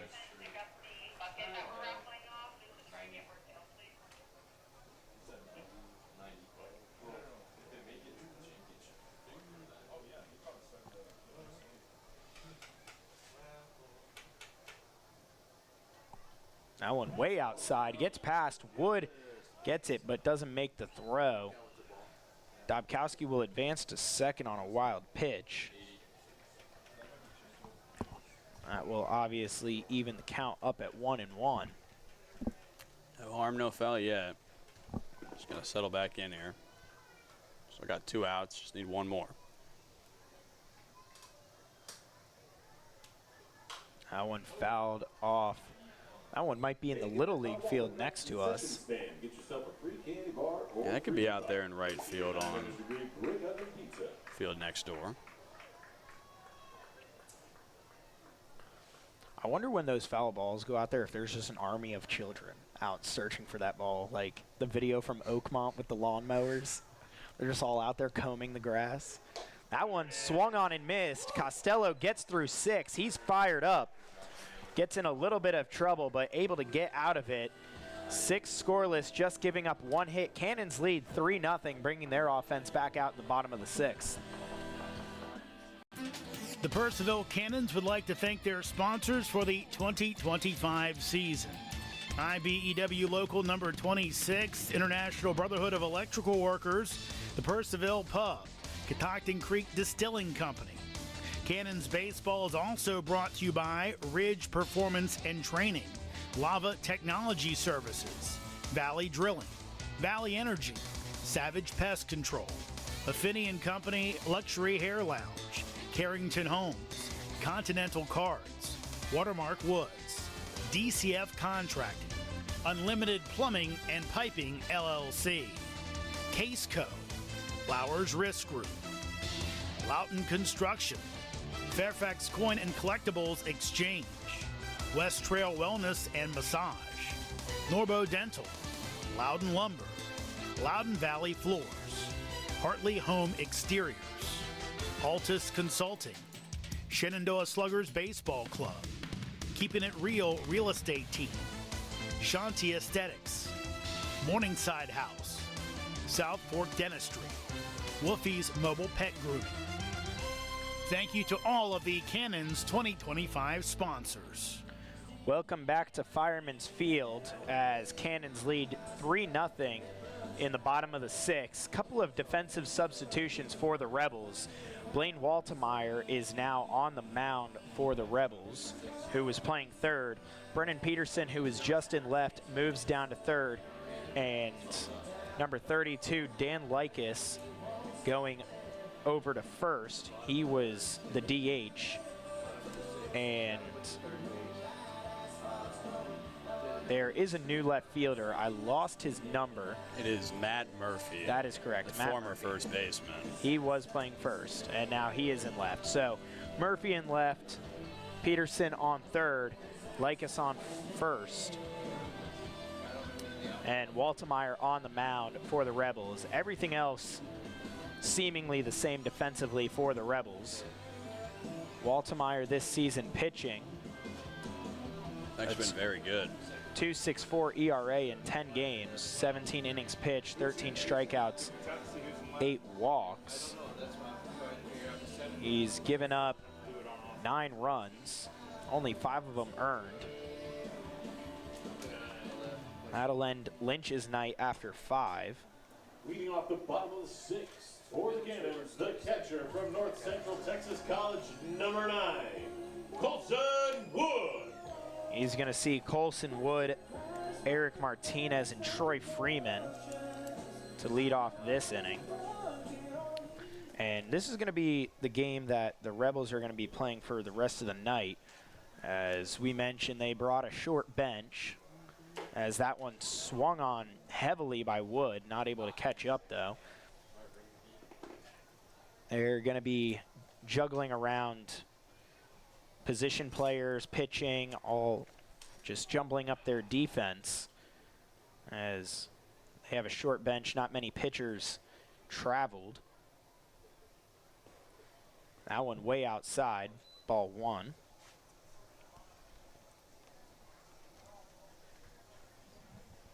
Yeah, it's one of those games where see a new pitcher come out, you got to start looking around because there's going to be some flips. We saw 3 on the defensive side when Waltemeyer entered. That one swung on and missed, strike 2.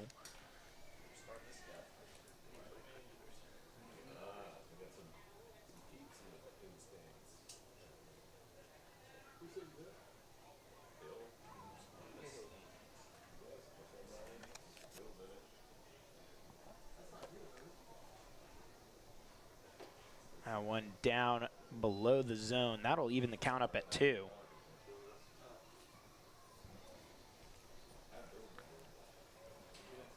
Having not gone more than 3 innings, Andrew Lynch goes 5 tonight. Gave up 3 runs, all earned, 4 hits, struck out 2 and walked 2, and did hit a batter. As that one fouled back to stay alive for Colson Wood. So, having not gone more than 3, he goes 5 with a solid outing tonight. Rebels obviously still in this game, just down 3 runs. Time is running out as we are in the bottom of the 6th. They have 3 more frames to try to put up those 3 runs. And Wood will ground that one up the middle. Newcomer was playing more towards third. Wood was rounding first, thinking about second, but he'll think better of it. And Wood is on first with a leadoff single. Yeah, good swing from Wood. He's got a pair of base hits tonight. That one's pieced up the middle, right where you want it to be. Good piece of hitting. The leadoff single, try and get something started here in the sixth. Help the Cannons maybe put a little cushion on. So now comes up Eric Martinez, who has reached twice, once by walk, once via a single. Newcomer was shifted over towards third, waiting for the pull. That one in there for strike one, and Wood just laced that one right up the middle. Easy single for him.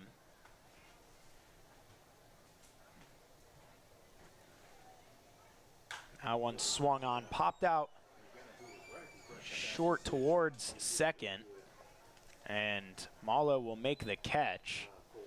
So that will retire Martinez, and it'll bring up Trey Freeman. Number 6. He's got under that one. Freeman. But give Freeman a chance here. Try and get Wood moving around the bases. He got it up there. Malo was having a little bit of trouble tracking that one down, but made the catch. Trey Freeman tonight had a sac fly, and he was the victim of that hit by pitch. And that one inside, ball one.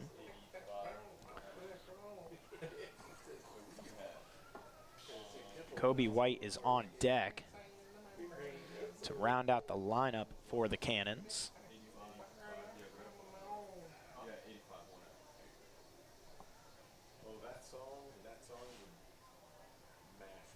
Wood dancing on first. He's going. That one in the dirt, so he'll get around. Again, round second, thinking about third, but told to hold. So he does get the stolen base. Oh, I think it's balk. Oh, balk. Definitely balk.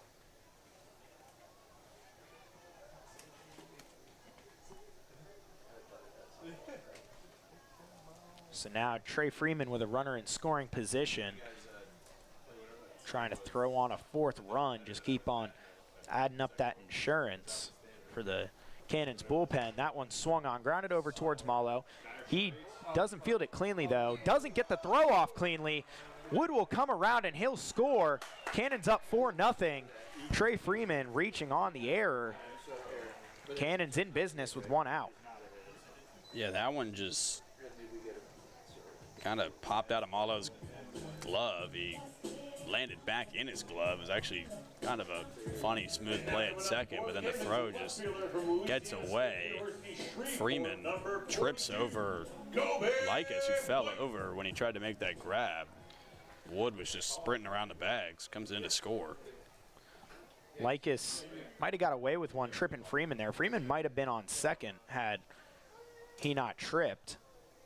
But runner on first for Kobe White, who swings away at strike one.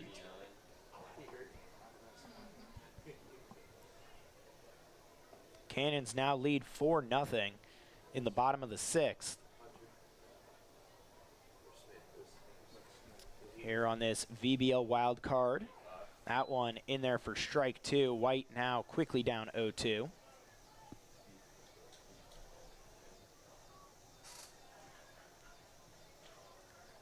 Wood has now come around to score twice tonight. White popped out to center and walked his last time up. Freeman goes. Line drive from White. Freeman rounding second, going to third. They're going to wave him home. White going for two. He'll be in standing. Freeman is in standing, scoring for the Cannons. Cannons take a 5-0 lead on an RBI double from Kobe White. Fans are loving it here. I'm loving it in the booth. Kobe White. Saw the guy taking off for second, pieced that thing into right center. If I'm not mistaken, that's his first extra base hit of the season, and it couldn't have come at a better time. Give his team a 5-run lead. Cannons up 5-0, bringing the top of the lineup to the plate in the form of Ethan Acevedo. Only one out on the board for the Cannons. Acevedo tonight grounded out to second his first time up, reached on a single and scored, and then reached on a fielder's choice. They're going to throw back to check on Kobe White as he was dancing around on second. Obviously a huge threat to steal over there, as he was injured in that steal of third last night before Kevin Diaz came in relief of him. Now he's rocking the double oven mitts as Acevedo swung on that one, tipped it foul. How about dislocating your finger coming out the next night and lacing an RBI double? Putting on a performance for his team in the playoffs. This guy who wants to win. For sure. He mentioned came over from Woodstock this past season, said he wanted to come play in front of these Purcellville fans. That one swung on and fouled to the left field side.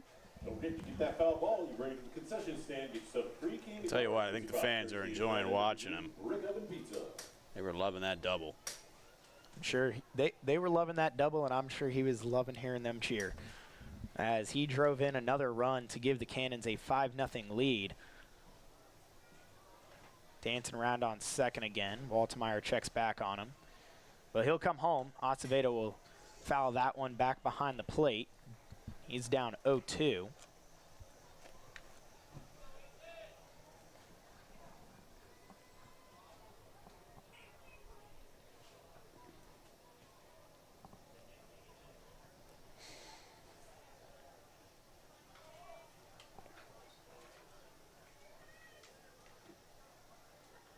That one swung on, fouled off again. Acevedo staying alive here. Just keeping that pitch count up on Waltemeyer, who has already struggled thus far in this inning. Rearing out his arm as Fernandez is on deck up there in the league lead in batting average. Acevedo himself up there in league lead in batting average. Kobe White bluffs the steal, and it'll be a ball to Acevedo. And then obviously Marsala up there in the league lead with home runs. Lots of power in his bat. If you give him a pitch to swing at, he can take it yard, especially here in Fireman's Field. That one swung on, lined foul to the left field side. Bring it back to the concession stand, please. Get yourself a free candy bar and a freezy pop. 900-degree. What's that? We did not. All right. 6 Murphys and a half. Yeah. Okay, 6 and 7 Peterson's at third. Yeah, we got that. And Lycus is over at first. That's it. That's insane. Seventh pitch incoming, and Acevedo will drill that one deep into right. Caught in right field, but it's deep enough to get White to third. 2 outs for the Cannons. White opts for the foot first slide tonight as opposed to the head first slide. But Acevedo out in right and advances the runner. I was wondering if he'd go in feet first tonight. 6 is the only one entering the game. Now Anthony Fernandez comes to the plate with power of his own right. And he came in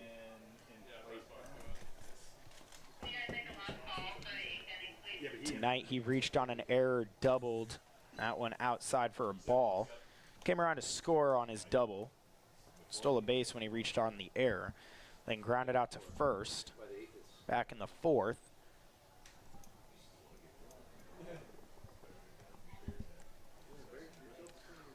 1-0 count. He swings at that one. It's going back. It's got a chance, and it's gone. Anthony Fernandez, a 2-run bomb to take the Cannons up to 7-0 in the bottom of the 6th. Fernandez just putting on a show tonight. RBI double back in the third. That one just crushed. Never a doubt. Puts 2 more on the board. Cannons, crooked number here in the 6th. That's their 4th run of the inning. 3rd and 4th runs of the inning. Fernandez gets his 5th of the year, I believe. Correct, 5th of the year. He's now got 32 RBIs. And now the daunting figure of Thomas Marsala will step into the left batter's box as the Cannons have already put 4 up. They appeal over to first to make sure Fernandez touched. They say he did. So we'll start over again. Marsala at the plate. He's 0 for 3 tonight, struck out looking. That one swung on and missed. Grounded out to first and lined out to short. That last ball, a hard hit ball, just in the exact spot that newcomer was standing.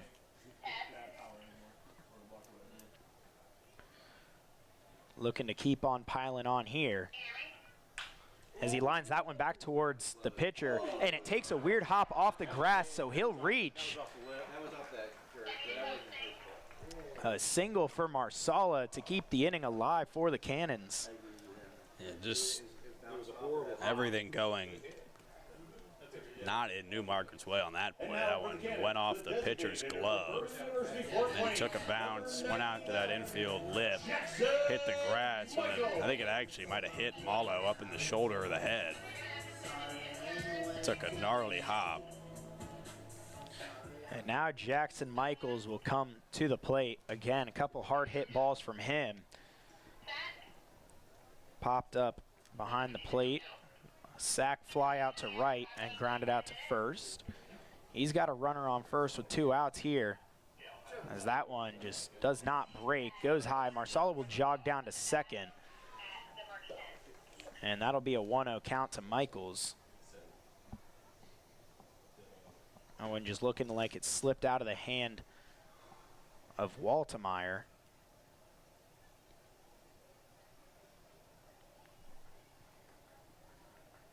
And John Dobkowski is going to jog over to Waltemeyer to discuss something, as he didn't like what he saw.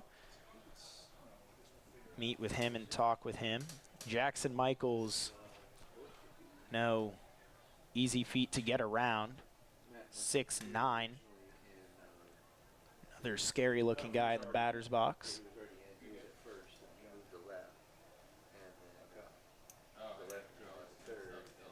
John Dobkowski returns back behind the plate. Michaels steps back in. We play ball. 1-0 to Michaels. Swing at that one and miss. That'll even count at 1.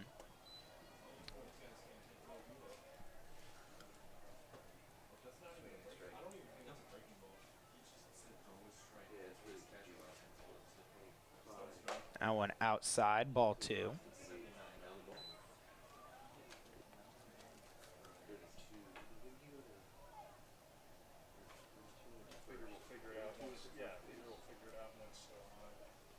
That one outside again, ball 3. At this point, Newmarket, you just want to get out of this inning, try and get your bats back up, maybe get something going, try and cut into this lead now that Costello is presumably out of the game. Swung on and fouled back. If there was no net there, that would have went in our window.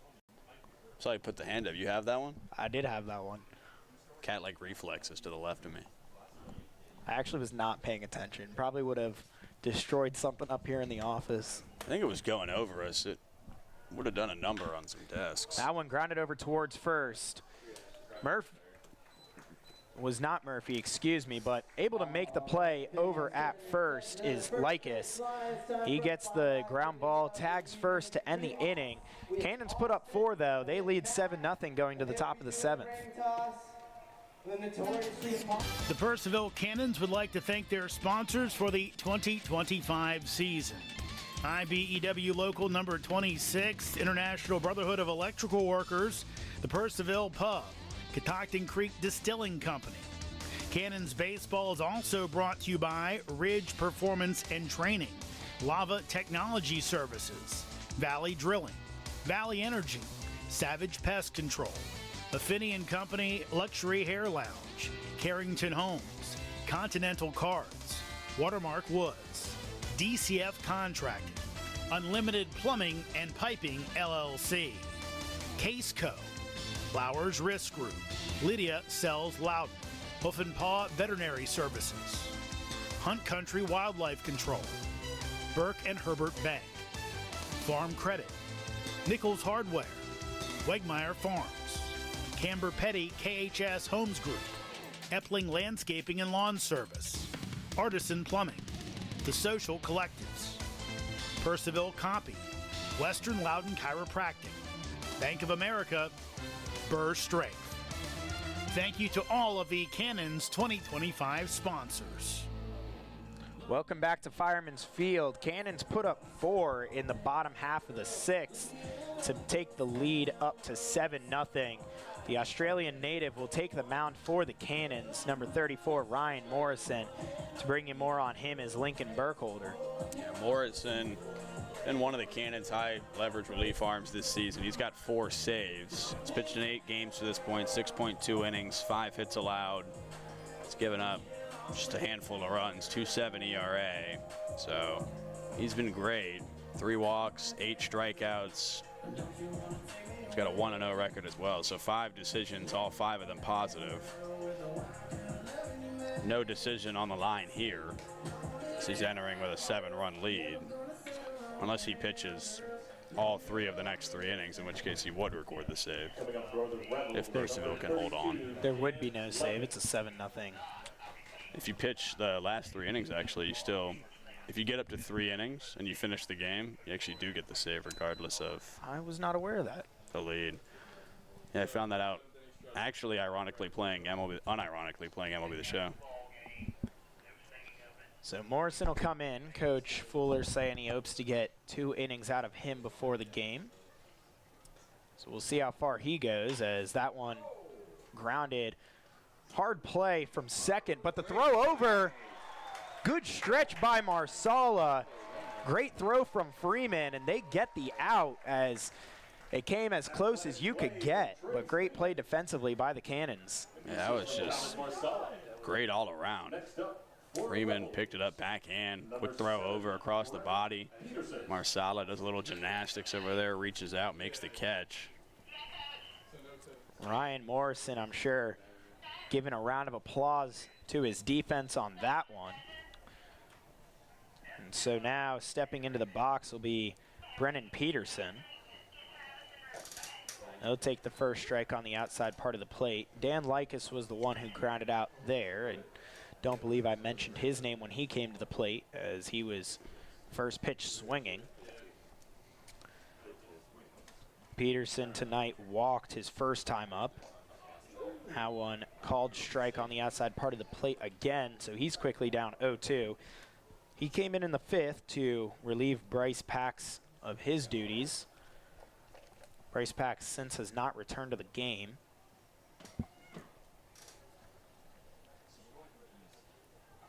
That one swung on and missed. 3 pitches, 3 strikes to Brennan Peterson. Morrison records 2 quick outs for the Cannons in just 4 pitches. Yeah, good relief start so far for Morrison. He's come in, got 2 quick outs, including the strikeout. I got a final line on Corey Costello, and it's as incredible as you would expect it to be. 6 innings, 1 hit, no runs, 4 walks, and 10 strikeouts for the lefty tonight. That one up high, ball 1. He's obviously on the hook for the win if Purcellville can hold on. Just a stellar performance, start to finish. Swung on, grounded foul over towards the third base line.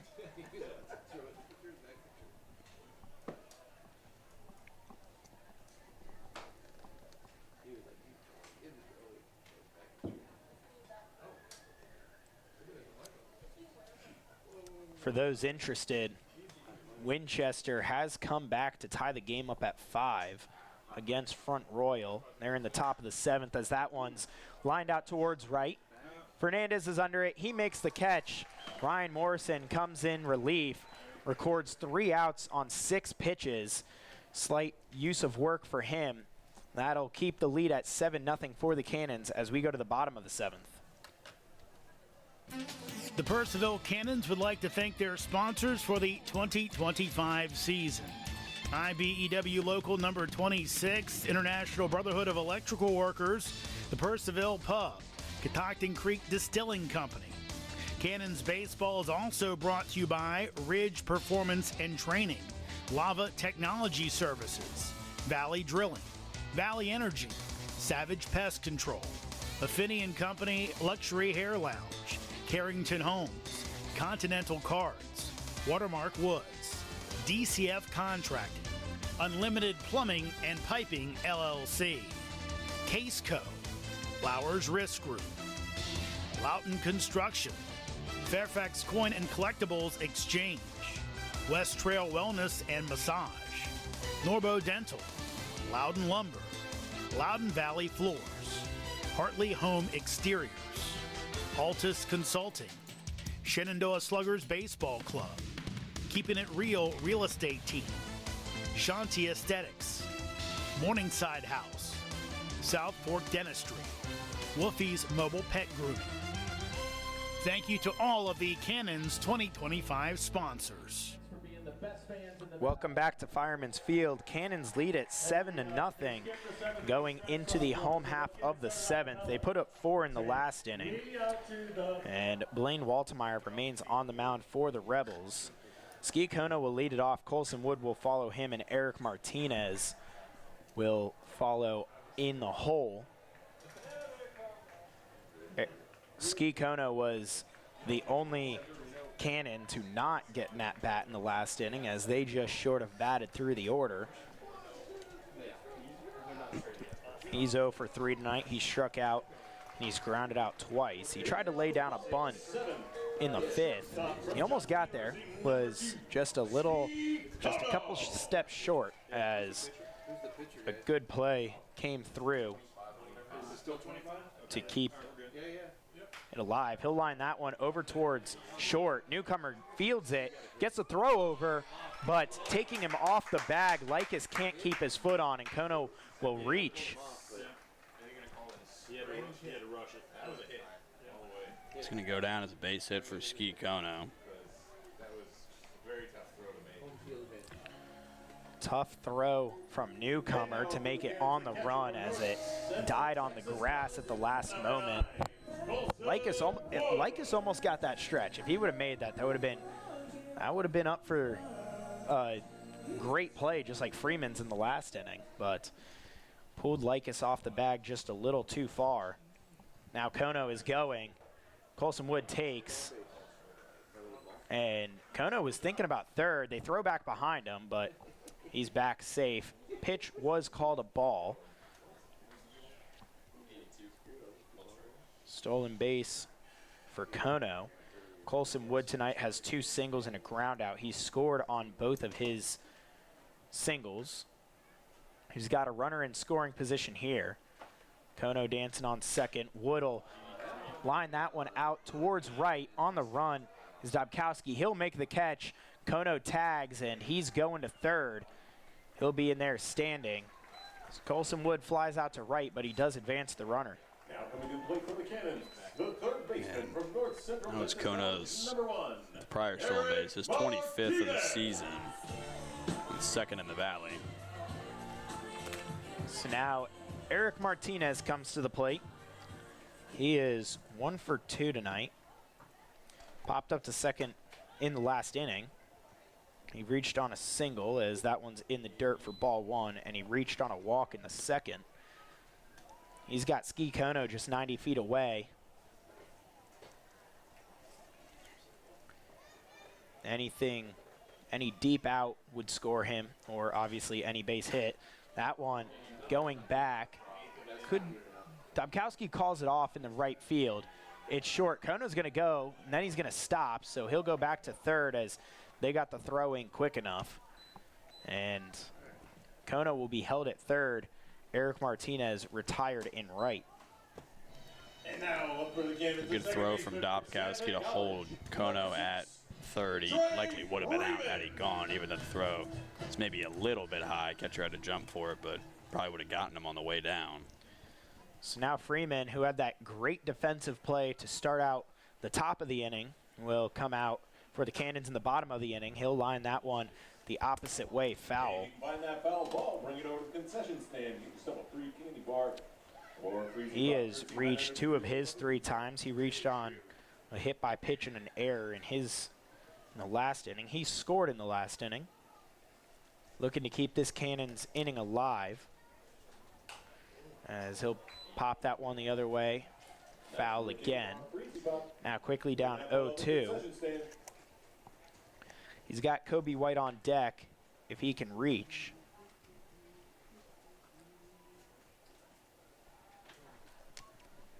as Blaine Waltemeyer struggled in the last inning, but has settled down here. Caused 2 pop-outs to right.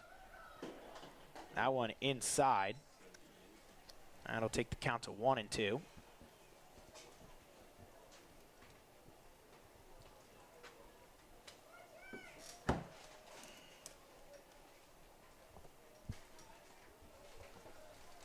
That one poked back foul.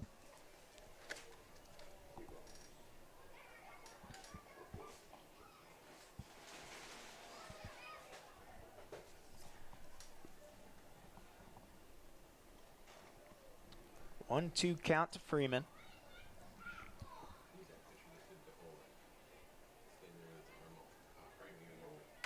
That one grounded over to first, not able to field it. Kono comes in to score. Likas couldn't field it on the ground. So Freeman will reach on another error. Yeah, third one of the night for Newmarket. The left fielder from Louisiana State University, Shreveport. First for Likas over at first. So Kobe White will come back to the plate. He doubled in his last at bat and brought in Freeman. Freeman was stealing as he swung and was able to score from first. He's going again. Kobe White takes inside, no throw. So Freeman will be at second.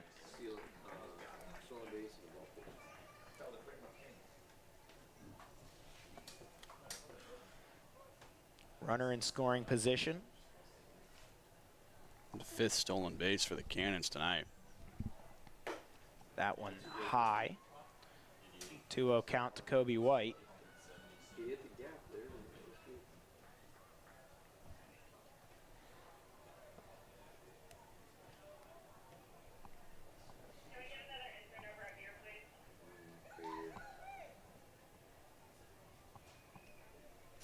That one swung on and missed. Strike 1. Kobe White can get on. That'll bring the top of the lineup back around for the Cannons.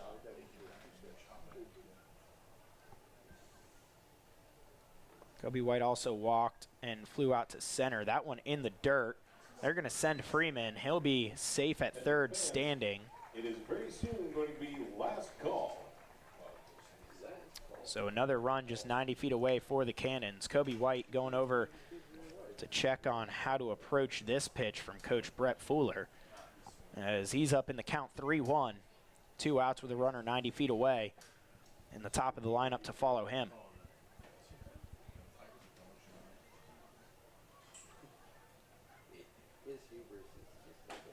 That one called on the inside part of the plate. That'll run the count full. Waltemeyer battles back.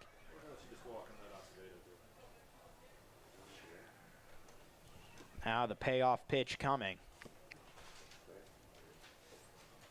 Waltemeyer delivers. Called on the inside part of the plate. Kobe White can't take the bat off his shoulder. He'll go down looking. That'll end the inning for the Cannons. They do put up 1 to extend their lead to 8-0. That'll end my night, as Jeremy Huber will be coming back in the top of the 8th. The Purcellville Cannons would like to thank their sponsors for the 2025 season. IBEW Local Number 26, International Brotherhood of Electrical Workers, the Purcellville Pub, Catoctin Creek Distilling Company.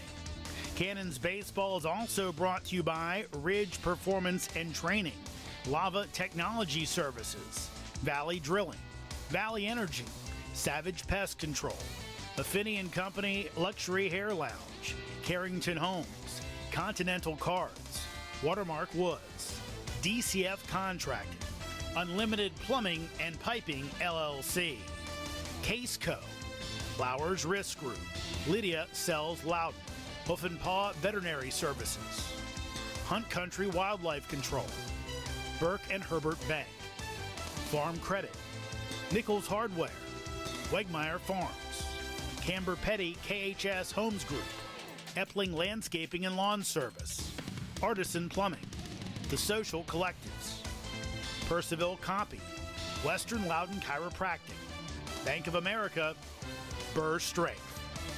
Thank you to all of the Cannons 2025 sponsors. Welcome back to Fireman's Field. Jeremy Huber back with you. Great job, as always, by Tristan Kunick as Lincoln Burkholder alongside to bring you home in this one, hopefully quickly for the Cannons as they put up the big 4 spot in the 6th inning as they're up 8-0 on Newmarket as Jonathan Mallow, the number 9 hitter, will lead off for Newmarket here in the top of the 8th inning. And Lincoln, I'm sure you've heard this story before that, sometimes coaches will say to a team, playoffs, a team struggling, you're playing them, let's go ahead and end their season. That's kind of what the Cannons are looking to do right now. Finish this one off as Morrison in for a strike as the fireballer from down under has looked mighty good in his first few batters here in this game. This has been one of those games. Cannons just, you really couldn't ask for a better performance all around every facet of baseball. That's on the inside corner for strike 2. Obviously got 6 shutout, 10 strikeouts, just 1 hit allowed from Corey Costello. That's, to this point, still the only hit that the Cannons have allowed. It's been a while since they've completed a game without an error. So far, they're through 7 without one. Good fielding as well. 0-2. That's fouled off the other way. Some spectacular plays in this one. Ski Kono had a good one. Freeman had an amazing one up the middle. And also the diving stop and throw over by Martinez at third base. A few web gems out there for the Cannons, really putting it together as the playoffs start. 9 hits as well. Yeah, the offense has been there as well. 0-2. That's going to be hit to third base. Martinez fields, throws over. High throw, but the long arms of Thomas Marsala reel it in for out number 1. Now back for the Rebels, number 34, Jake Henry Williams. Top of the order in Jake Henry Williams. Walk, a strikeout, and a ground out for the leadoff man from Arkansas State. Elsewhere in the Valley tonight in our first round of the playoffs, Front Royal up on Winchester 6-5, top of the 8th inning. We're going to get that upset. That's the 4 versus 5 battle, as that's going to be hit the other way down the line. Fernandez giving chase, and that will end up out of play. Well, if you can find that ball. Fernandez gave it a good run, but ends up in that tree. But into the Valley League playoff scores, Covington was up on Culpeper. I believe it was 6-1 earlier tonight. Culpeper has come all the way back. They lead 10-8 in the top of the 7th. Charlottesville still up 7-1 on Waynesboro. Yeah, as usual, the Tom Sox are going to be a tough out for somebody, as they always seem to be in the mix. Get Stanton in their next game, I believe. 0-1. That is going to miss. So Cannons, as the number 3 seed, set to face the 2 seed Woodstock tomorrow. Here's the 1-1. That is going to be low and outside. Count goes to 2-1. It's a hot Woodstock team. They've won their last 3. 2 of them coming against the Purcellville Cannons. That doubleheader. After the Cannons won that interesting game on Monday, 2-1. That'll be up the middle. Kono ranges over behind the bag, tosses to first for out number 2. Makes it look easy. Yeah, he just so smooth over at shortstop. Makes everything look so easy. That was not an easy play for those watching. He ranged all the way over past second base, picked it up, one hop, throw on the run, across his body, just flicked his wrist, and it was at first base. So just your average day at shortstop for Ski Kono. Here's Matt Murphy. Murphy with a strikeout, a flyout, and a ground out.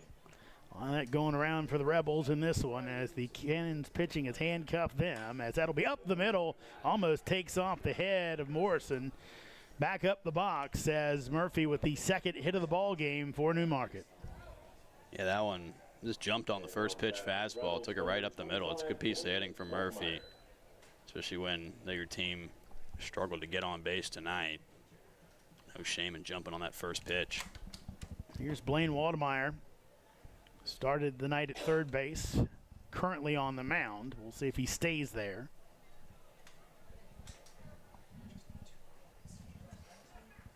Morrison comes home. Big swing and a miss by Blaine for strike one.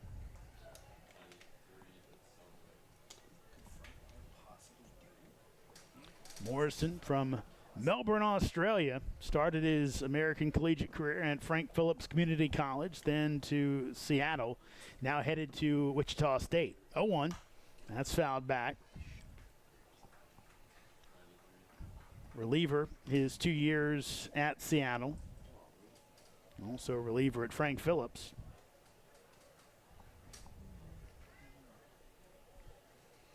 His older brother Kyle played college baseball in the States at Florida Memorial. Currently pitches for the Melbourne Aces in Australia. Here's the 0-2. That'll miss outside for a ball. Yeah, baseball has gotten bigger and bigger down under. Played some American, some MLB games down there.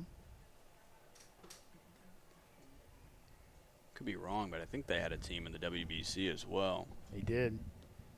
Here's the 1-2. That'll miss high and away. Yeah, they're kind of that under that first rung, you'd say, of the United States, the Dominican Republic, Puerto Rico, Venezuela, that type, Japan obviously, and then kind of that next rung of teams. You'd say Australia is in that mix of teams that on a good day could knock off one of those powerhouses, but probably not consistently. Got one or two great big leaguers. 2-2. That will miss outside. Funny part, if I remember, very similar uniform structure to the Oakland A's, because the Australian teams always wear the green and gold. Of course, they have A on their hats. Makes it actually really look like the A's, but yeah. A couple notable MLB players from Australia. Liam Hendricks, Red Sox closer. Payoff pitch, swung on and missed as Morrison lets out a guttural roar as he finishes things off with a strikeout. The Rebels leave one. We head to the bottom of the eighth. Cannons up 8-zip. The Purcellville Cannons would like to thank their sponsors for the 2025 season. IBEW Local Number 26, International Brotherhood of Electrical Workers, the Purcellville Pub, Catoctin Creek Distilling Company. Cannons Baseball is also brought to you by Ridge Performance and Training, Lava Technology Services, Valley Drilling, Valley Energy, Savage Pest Control, Affinity & Company Luxury Hair Lounge, Carrington Homes, Continental Cards, Watermark Woods, DCF Contracting, Unlimited Plumbing and Piping LLC, Case Co, Flowers Risk Group, Loughton Construction, Fairfax Coin and Collectibles Exchange, West Trail Wellness and Massage, Norbo Dental, Loudon Lumber, Loudon Valley Floors, Hartley Home Exteriors, Altus Consulting, Shenandoah Sluggers Baseball Club, Keeping It Real Real Estate Team, Shanti Aesthetics, Morningside House, South Fork Dentistry, Wolfie's Mobile Pet Grooming. Thank you to all of the Cannons 2025 sponsors. So Newmarket will bring on another arm, though it's another arm coming from the infield, as Brennan Peterson, who was at third base, now moves to the pitcher's mound, and Blake Waldmeyer, who was at the pitcher's mound after playing third base, is back at third base. Leading off the bottom of the eighth, the center fielder. Take a look, see if Peterson has pitched this year. He has. 1 game, 2 innings. Went well. 1 hit, 1 walk, 1 strikeout, no runs allowed. So spotless ERA for 1 appearance for Brennan Peterson, who's now pinch hit, played left field, played third base, pitched, and now he's also the designated hitter. So all over the place for number 7 tonight. Top of the lineup in Ethan Acevedo takes the ball outside. Yeah, Peterson, as that'll be a ball.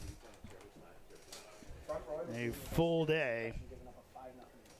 Doing a bit of everything out here, as that'll be off the handle, sinking, and it will be caught on the run as Williams, showing off the glove work, came storming in from center to take a hit away from Ethan Acevedo. It's a good play. Got a good jump on it. Came all the way out, laid out, but honestly got there so quickly and jump was so good. He didn't even really need to. Made the catch standing and then, dive, make it look a little cooler. I'm with it, but that will miss outside Anthony Fernandez. We used to play football in this field. That's a little dive and running catch there, maybe. I don't know. 1-0 pitch. That will miss outside. Of course, you would say stay on your feet, be an athlete. So, but in the book, it'll go down as a diving catch. 2-0 pitch. That'll go the other way, and that will be foul. As it landed about 5 feet outside the line, count goes to 2-1. Peterson, quick pitcher. Certainly no worry about the pitch clock for him. Here's 2-1. That will miss inside. So Peterson, you said he pitched this year for his college, the last few campaigns, 2-1. That's low, and it's going to be ball 4. That up is 2-1 on the board, but will be a walk. But Peterson headed to Abilene Christian, previously at New College of Florida. Only a hitter there, so showing off his skill set tonight. Here's Thomas Marsala. Yeah, that one appearance this season in the Valley came in a 9-0 loss to Strasburg. That's going to miss up. Actually, just the other day on Monday, the 21st. Marsala, big swing and a miss, and we apologize we weren't given specific whether the mercy rule's in effect tonight. But from the way Marsala was swinging on that one, looks like he thinks that. Trying to take advantage as he will rope one out to right field, and coming on, unable to make the catch is Dobkowski, trying to slide and grab it, but ended up kicking away. So a single for Marsala as Fernandez heads to second. The double-digit hits for the Purcellville Cannons tonight. Marsala picks up the 10th. And if the mercy rule is in effect, then the winning run is now standing on first base.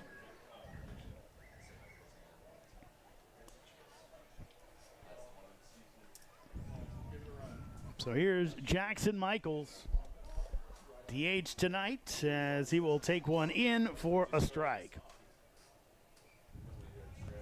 Michaels, only one homer on the year, joined the Cannons midway through the campaign. 0-1, that'll be popped up on the left side. Wademeyer going back, and he will make the catch near the line as that ball kind of curved back on him at the last second, but able to snag it for out number 2. For the Cannons, the shortstop from Johnson University. Got out there all the way from third. Those shallow pop flies into left field here at Fireman's Field. A lot of the time is the third baseman's responsibility. Your left fielder typically playing in front of that 388 sign a good ways away. It's actually the closest guy to it. Does change your defense. Ski Kono at the plate. He will take a strike. One of the few times you will ever see a third baseman playing as deep as Wademeyer is right now against Ski Kono. He is almost back on the grass, as Kono will pop this one out of play. Yeah, we mentioned Kono's bunting ability all the time. The other thing he does do very well is the bloop single the opposite way. He's got the bat control, the plate discipline to be able to just find the ball and put it where he wants to. Kono showed bunt for a second. Now will swing away, and perfectly playing is Waltemeyer, who makes a heck of a catch. So Waltemeyer maybe taking advantage of the unwritten rules of baseball, don't bunt when you're up by 8, to make a spectacular play, and Rob Kono of a hit and likely an RBI. 8-0 as we head to the top of the 9th. Cannons looking to move on in the Valley playoffs. The Purcellville Cannons would like to thank their sponsors for the 2025 season. IBEW Local Number 26, International Brotherhood of Electrical Workers, the Purcellville Pub, Catoctin Creek Distilling Company. Cannons Baseball is also brought to you by Ridge Performance and Training, Lava Technology Services, Valley Drilling, Valley Energy, Savage Pest Control, Affinity and Company Luxury Hair Lounge, Carrington Homes, Continental Cards, Watermark Woods, DCF Contracting, Unlimited Plumbing and Piping LLC, Case Co, Flowers Risk Group, Lydia Sells Loudon, Hoof and Paw Veterinary Services, Hunt Country Wildlife Control, Burke and Herbert Bank, Farm Credit, Nichols Hardware, Wegmeyer Farms, Camber Petty KHS Homes Group, Epling Landscaping and Lawn Service, Artisan Plumbing, The Social Collectives, Purcellville Copy, Western Loudon Chiropractic, Bank of America, Burr Strength. Thank you to all of the Cannons 2025 sponsors. New pitcher on for the Cannons here in the top of the 9th inning, as Purcellville looks to finish this one off, as they'll go with Zach Duenas, another big right-hander out of Southern Illinois University, Edwardsville, on the campaign. Duenas this year has seen time in 4 games, 4 innings pitched, allowed just 2 hits, no runs. He's walked 1, struck out 7. He has a 1-0 record with a save on the year. Duenas' last appearance came a week ago against the Front Royal Cardinals, as he pitched a scoreless frame in a win, 12-5 against Front Royal. So Cannons look to finish this one off and move on to a matchup with a team they've seen a bunch this week, the Woodstock River Bandits. If I'm not mistaken, that appearance from Duenas his last time out, that game against Front Royal, was he came in relief of Zach Rose, who loaded the bases with nobody out. Duenas struck out the next 3 batters on 10 pitches. Duenas will miss outside for a ball. Yeah, returning Cannon, made the All-Star team last year. He was a very good group of relievers for the Cannons. That's popped up to left field as White and Acevedo calling for it. Ethan takes over as the center fielder, makes the catch for out number 1. Duenas a quick first out. Obviously not his usual high leverage situation, but still got to get the 3 outs nonetheless. Here is a pinch hitter. It's number 17. Noah Avey, the catcher out of Pittsburgh, Bradford, as he'll take ball 1. Hitting in John Dubkowski's spot. Dubkowski with a trio of strikeouts tonight, as that's on the outside corner for a strike. All those, though, coming against Corey Costello. He's in line to be the winning pitcher after pitching 6 scoreless with 10 strikeouts, only 1 hit allowed. 1-1. That'll miss high for a ball. Yeah, he was stellar tonight. Just unhittable. Outside of the 1 single from Caleb Newcomer. That's what the Cannons needed. 2-1. As that's on the outside corner for strike 2. Really, kind of any chance that the Cannons to make a run was going to have to involve Corey Costello pitching deep into the game. And he did that tonight. 2-2 pitch. That's a swing and a miss for strike 3. As Avey goes down, the Cannons are 1 out away from moving on in the Valley playoffs. And now up for the Rebels, number 32, Dan Likas. Yeah, Dwayne is just overpowering. Fastball sitting mid-90s. He can run it up towards 96. We fouled away. Hey, they still may come back. Bring that foul ball back if you can to the concession stand. Quick Valley League score update. Winchester has taken an 8-6 lead over Front Royal with a 3-run bottom of the 8th.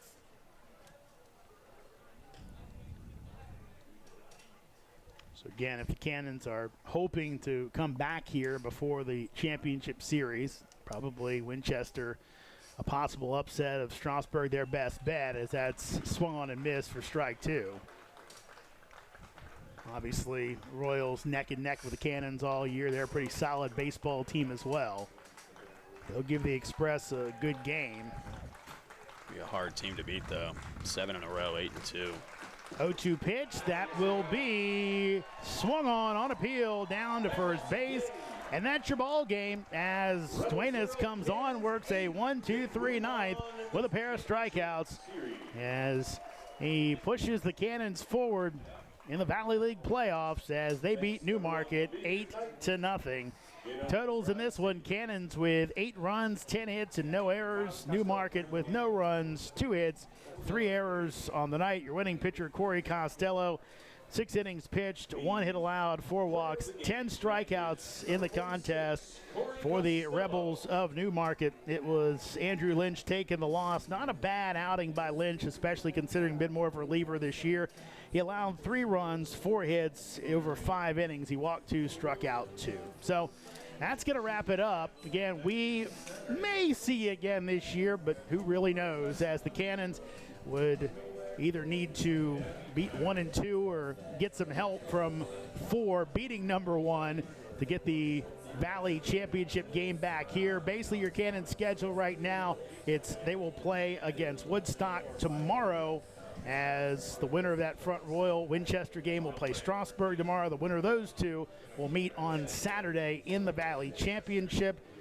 Once that's all done, weather permitting, we'll have the Valley League Championship Series. Yeah, so Purcellville, next order of business, go down to Woodstock tomorrow night, take care of business best they can, try and earn a date with either Winchester or Strasburg Saturday night. If it's Winchester, it will be back here. If it's Strasburg, it'll be obviously on the road against the 1 seed in the North Division. And the South Division, still to be decided, but Harrisonburg, Stanton will get their first games of the playoffs tomorrow night. And if this is it for us for the season, I want to say thank you for everyone who's watched, and thank you so much to Lincoln Burkholder and Tristan Kunis. You guys have been great this year. Awesome job this season. Loved having both of you guys on. Let me kind of do my quick in and out every day, which really helped out well. But you guys are excellent on the air. Got so many good comments. Should be proud of the work you guys put in this summer. Yeah, I appreciate you letting me come out here for the season, get some work in. It's always nice to call baseball games all the time. I love baseball. I love coming out here. So it's been fun. Thank you to everybody who's listened to me all year long. I've enjoyed calling these games for y'all, and hopefully maybe I'll be back next year. Give it another run here in Purcellville. So hopefully I'll see you guys again this year. Hopefully. Again, check out our friends, the broadcast of the folks down in Woodstock, and then possibly either a possible broadcast with Strasburg the night before if the Cannons keep winning. Check out the Cannon social media channels, get information on who they're playing, all that good stuff. But for maybe one last time on the season, for my partners, Lincoln Burkholder and Tristan Kunis, I'm Jeremy Huber saying so long from Fireman's Field. Cannons move on as they beat Newmarket 8-0. We'll see you later.